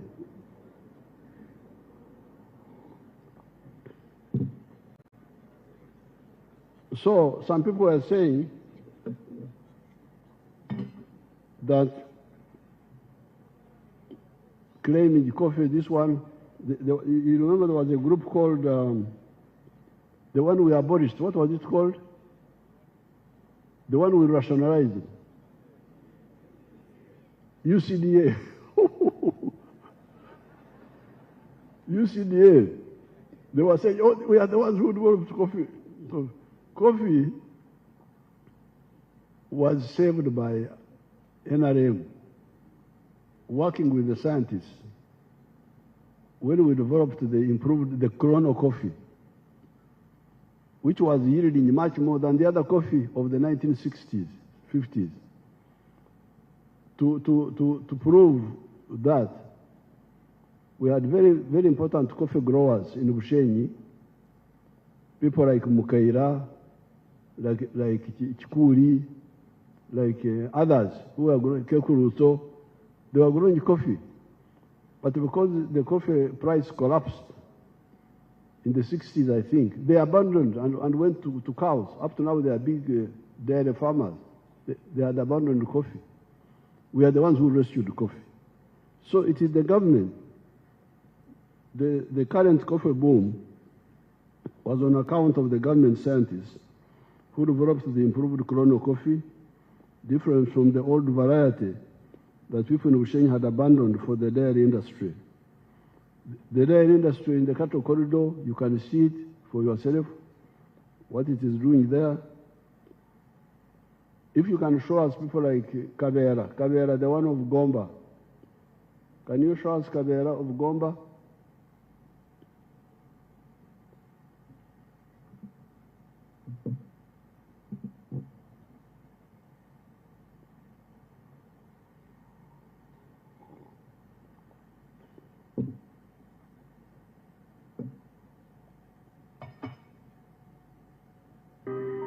okuva wano ku Gomba Next Generation Farm Institute era nga ye Gomba Next Generation Model Farm. Nze farm manager, farm eno yatandikibwa omwami Kalera Philip era nga yawangula empaka z'omulimi asinga 220 eziteekebwa Vision Group mu ggwanga lyonna. Farm eno yatandika omwaka gwa 2003 era nga ekigendererwa kyali kyakulaba tutya tuyinza okufuna mu byobulimi n'obulunzi. Twatandika nga tulunda ente ezaffe ennansi oba ze tuyita Enyankole paka mu mwaka gwa 2018 bwe twalaba nti ettaka lye twalina obunene bwalyo eka 405 amagoba ge twajjangamu otunulidde vali y'ettaka nga tegenkanankana na capital oyo ali mu ttaka. Twalaba nti business tekola ne tukyusa ne tudda mu okulima okw'ekibalo mu 2019 ne tutandika olunda ente ez'amata ez'omubiyumba, enkoko, kulima amatooke, emmwanyi, kulunda embizzi n'okuteekawo ettendekero lisomesa abasawo b'ebisolo n'abalimisa. Twatandika ettendekero lino erya Gomba Next Generation Farm Institute okutendeka abavubuka. Twakizuula nti abavubuka bangi baagala nnyo okwenyigira mu byobulimi n'obulunzi naye nga babulamu obukugu obuli practical twandiyise hand zone nti twakizuula nti abavubuka bangi bafuluma mu matendekero ag'ebyobulimi n'obulunzi naye nga balina theory mungi naye ng'okukwatako okukola faama kikyayagala oba yekenyi kyayagala okwekolera nga tebakimanyi. Ekitufuula ab'enjawulo nti abaana baffe tubayigiriza nga bakolera ddala ekyo okugeza nti okuwa ssente okuzijjanjaba kuba faamu eriko ente 5 tegeeza ente ezo zibamala okusomerako. Enkoko nazo we ziri nyingi zisukka mu mitwalo 2, embizzi, emmwanyi eka 5 nti omwana ono byonna abikolera ddala. Wano tuli mu nkoko ez'amagi ze bayita layers. Fenno wano tulina enkoko ezisoba mu mitwalo 2 mu kudda waggulu. Naye kansomese omuntu wange addala nfubuka munnange oyo gwe baalyako ssente z'empitirivu nti yali asobola olunda enkoko ez'amagi 1000 nti okuzimba ekiyumba eky'enkoko ez'amagi 1000 weetaaga wakati w'obukadde 3 ku 5 okusinziira ki ky'oyagala. Kati nga wano ewange nkozesa ssente entonotono ze twakozesa. Kati enkoko obukoko obuto okulya eddagala drinka neziriira ne mwezinywera okutuuka ku level wezibiikira emyezi 4 n'ekitundu ku myezi 5 weetaaga miliyoni 18 ku miliyoni 2. Lwaki? Nti olumu emmere ebeerako ng'eguddemukko olumu ng'eyambuseemukko sobola mbala nti miliyoni 18 ku 2. Bwezituuka ku level eyo nga zitandise obiika kiba kitegeeza zisobola okwebeezaawo ate naawe ne zikubeezaawo. Kakati mu mbeera eyo nga zitandise okubiika tubala lunaku zirya kyenkana ki. Enkoko 1000 zirya buli nkoko erya grams 12. Kitegeeza enkoko 1000 zirya kilo 12. Bw'ogenda obalaabalamu. He will take long, but that is now, you hear how he started this modern farming in 2019. And he's earning quite a lot of money. So the coffee, the dairy industry, the poultry, the Karangara palm oil project, these are projects pushed by the government that have transformed people's lives, not petty money from MPs for fundraising or bribes. So this is suicide for nothing. The voters need to know that these practices of bribes and fundraising are overthrowing the voters' power. The voters, you are overthrowing your own power by electing people because they have given you money. Because then you are power to elect leaders that will work with the central government to solve the problems of the voters, such as infrastructure, supervise wealth funds that are being stolen by the parish chiefs, etc. Do not accept petty money from politicians and throw away your power to elect a leader that can kwemerera. Kwemerera is the Runyankore word to supervise the money sent to you through the parish or to fight corruption in your area. Once we solve the problem of political corruption that has paralyzed the populist politicians, it will be easy to fight the corruption of the public servants. Why? It is because we have a reliable source for Okurega. Okurega is whistleblowing. These are the people, the victims of the corruption. The people who are the people who are deprived of these services, the population are the victims of the corruption. In the 1960s, we would go to the people. They had all the information. The big changes that are happening in Uganda are by the following actors: the National Resistance Army, UPDF, that liberated the country and has been ensuring peace ever since. The wealth creators in the 4 sectors of agriculture, manufacturing, services, and ICT. The government scientists that make innovations, and the responsible members of the political class that have been supporting the NRM programs. It is therefore not fair for some actors to spoil these successes. Some people say that they give bribes because Museveni is always giving the khaki envelope to members of the population. Do not draw water mixed with mud. Do not mix up issues. The brown envelopes I give are part of the ancient tradition here. It is called Okurongora. It is the king who does that to the singers or wrestlers, etc. President is the modern king.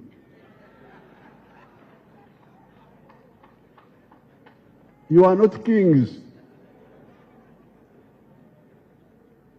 You are not kings. I have a budget for that. I do not sell my cows to get money kurongora singers. Murekerao umwenkano onkano. This is the Uganda word. It summarizes the whole thing. Murekerao umwenkano onkano. Stop trying to be like the one who is bigger than you. You tell those people that Museveni gives the envelope because he has got a budget. He's president. I'm not president. Why do you want? Fundraising was and is premature. The head of the fundraising is Oksonda. Fundraising is our word is Oksonda, whereby you make small equal contributions but by many contributors. In the 1950s, Mzee Kaguta sometimes would participate in Oksondera to contribute for Enjoga. Enjoga, a pot full of ruagwa, of banana alcohol. At that time, Enjoga, a pot full was 5 shillings. 5 people would contribute 1 shilling each. That's the Kusonda, that is the fundraising. You contribute equal, small amount that you can afford. But with what's happening now, with the rampant fundraising, the MP carries the whole burden. The MP carries the whole burden. It is really extortion. But it was instigated by the MPs who created the impression that they had the type of money when they did not have. Even the church leaders and other elders should ask those young mistake makers the following question. Naye mwana wange, esente zino zonna ozijjawa? That's what I would ask my people if I saw young people throwing around money. That is what a responsible parent should ask Omwana, son or daughter, or a muzukuru, grandchild. If he or she sees him or her throwing around money. The translation of that question is, my child, from where are you getting all this money that you are throwing around? The responsible parents should not accept stolen gifts from their children or mawanja from their children. So I thought this is what I wanted to comment on the issue of the political corruption and the other corruption. Now,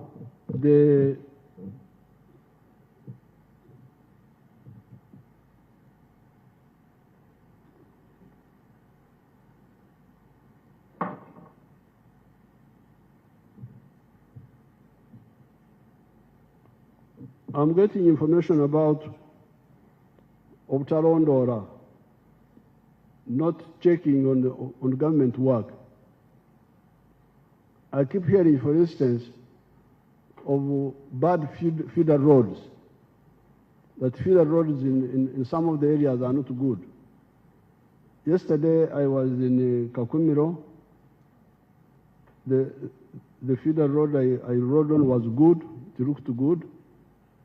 When I was going to Kagadi, it was a short one, but it was good. The other time I was in Obongi, and the feeder roads there were very good, which we rode on. The other time I was in the Bugwere area, Budaka, Parisa, from the cassava factory. I think we were going to Kamonkori.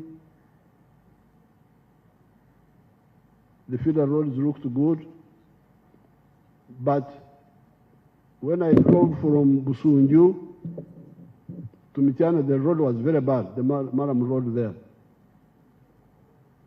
And also the other road to the Tamak road, but that one they are working on it, Tamak road.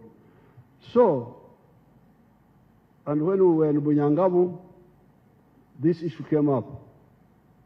The question is, what are the districts doing with the 1.3 billion shillings you are sending to them? What is happening? I'm now going to send my spies quietly to check on some of these roads. And once I find the road is not worked on, and yet the government people are there, the cow is there, it's quiet, the diesel is there, the GSOs are there, I will go for them. They will have to answer. If the 1.3 billion is not enough, tell us, because the feeder roads are very crucial. If you say it's not enough. Now, I found that in the case of Bunyangabu, they were mixing up issues. The 1.3 billion is to maintain the roads which are already done, which are already made. But they were saying, oh, they want to make bridges across swamps. No, you can't do that with the 1.3 billion. That's new money. That's a new project. Maintain the present roads the way they are, so that you have the maram there, you have the gravel, they are compacted, drainage. This is a must. I will check, and if I find there will be casualties on the local government people there, even the RDC. Why should this be the case when all these people are there? But now for the voters, that's why you need to vote people who care, not the ones you give money to, the ones who have given you money. Now on the issue of the implementation, we'll have to, so much money has been already availed for so many roads. I have a whole list here. Masaka Mutukura, the money is there. The money for Rusari, Lakasambia, Nkonge, Rumegere. Roads like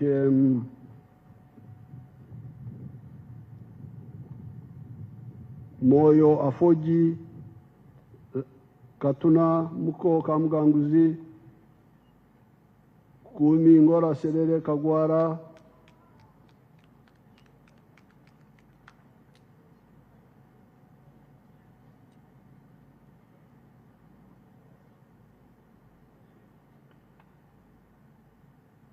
Kampala, Maraba, Meter Gauge, Chitugu, Michidepo,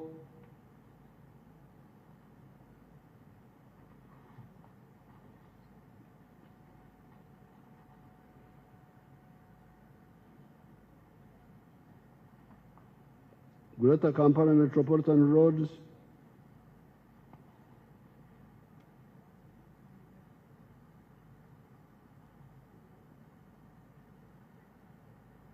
so the MPs should follow up this money which is already provided, because I have got a long list here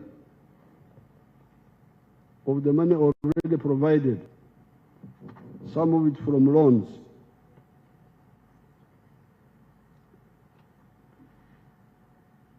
Even for education, for health, all this money is here.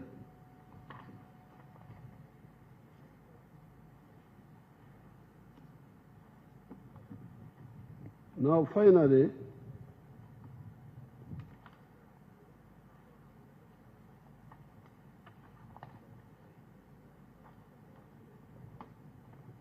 you get misinformation. For instance, the other day I was in Liantonde, and some of the veterans of the NRA, of the Ruero veterans, were talking about some issues. And when I checked, we have already provided 218 billion shillings or something like that for the Casimo. And the Casimo was supposed to be 5 million for leaders each, and 1 million for supporters. Now, this money, 218 billion, has already, it's too much money. So what happened? Who took this money? And yet I heard some of them were complaining. You are going to dig up the whole thing. Then you get the cattle compensation. Teso, Lango, Achori. We have already spent 200 billion shillings on that. Who got this money? And we have now budgeted for another 80 billion. You had it being read here. So, you the leaders, follow up this money. Of course, I will also follow up, now that I'm involved. Then you get things like the stadiums. Quite a bit of money has been sent to some of these stadiums.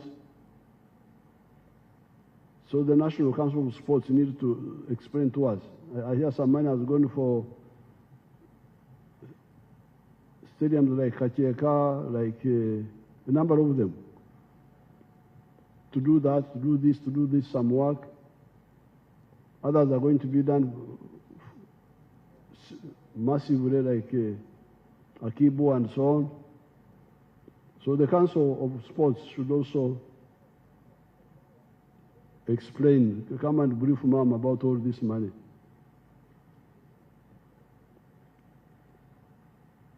Now, finally, I saw some issue about the digital number plates of vehicles, about fines, that people are being fined for, I don't know for what. But the issue about the number plates is not fines. It is anti-crime.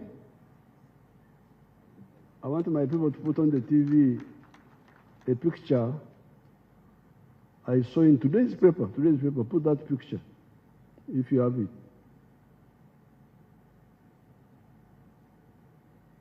Today, you see that young man? 45 years, was killed on 10th of June, a few days ago. This one here, Geoffrey Wayengara. It was in today's paper. I cannot accept our Ugandans dying because of an incomplete infrastructure. You remember when I addressed you in Parliament, I think it was 2018, I told you about the cameras. You were here with your policemen, just there, Ani Amravier. That was all they were doing. Ani Amravier. The one who's going to kill people doesn't call witnesses to see him. So I said, please, let's go technical. Let's have cameras. Now, the cameras have helped us to handle a number of things. But the problem they have is that the number plates, these ones which are just, they are cooked. They just go and pick something and put it there. These are digitized number plates with a central command post. You touch it, the command post alarm goes off. This is the work of the digital number plates, not collecting fines and so on.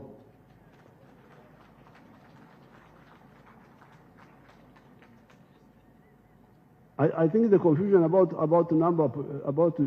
fines could be because we didn't have money, and we told these people to do the number plates, maybe recover the money from those who make mistakes, fines.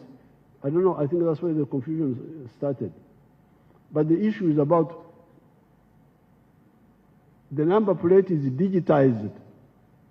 Every vehicle must have a digital number plate, traceable by the central machinery, central command, to know which pikis were in this area at this time, which cars were in this area. Because these number plates which are put on and put off, these are meaningless. This is the whole thing about the digital number plates. It's not about money, fines, what, no. It's about security. That boy now, such a young person killed, they're acting with impunity. This is what I cannot accept. Look at this one. Was killed here in Mkono, I think. Yes, killed. And then we must now go, the cameras, sometimes the cameras also, they cover their faces. It's not easy to know. The number plates are forged. No. This is the purpose of the digital number plate. It's about security, not money, fines, what? Rubbish.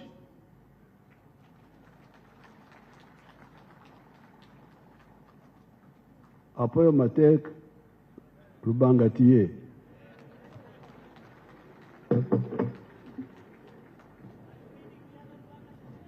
Thank you, Your Excellency, for the successful delivery of the budget and fulfilling your constitutional obligation.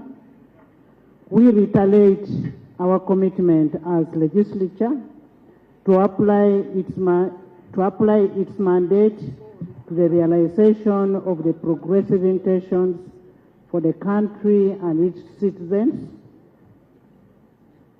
Honorable members and all the invited guests, you have been invited for a cocktail. I didn't know I had a standing ovation, so I must bow.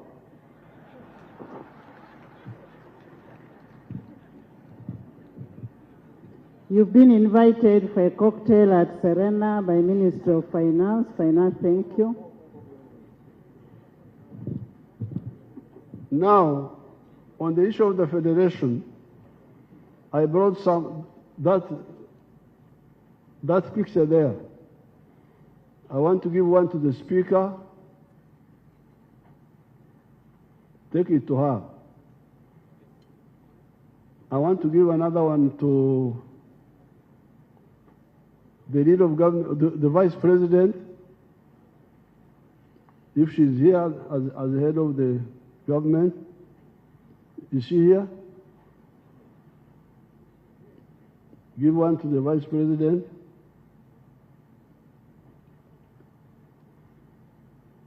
Give another one to the chief whip of the NRM.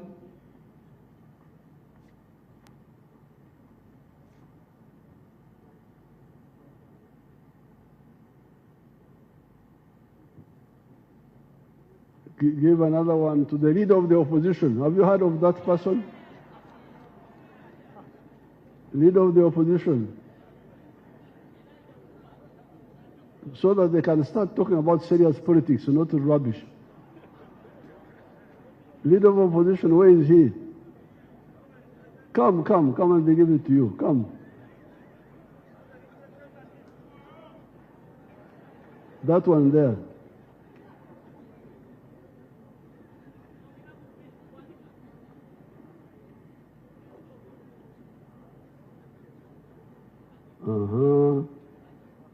Then who is the other one?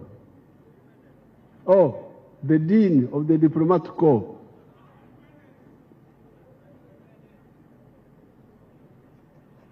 The Dean of the Diplomatic Corps. Who is the Dean now?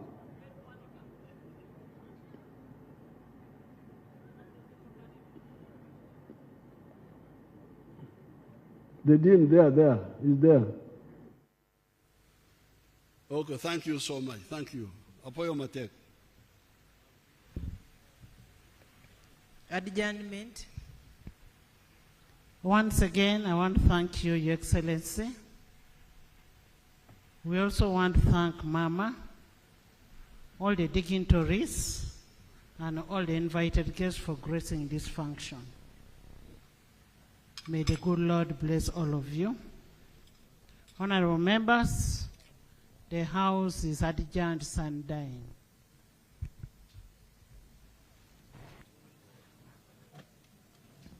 The anthems.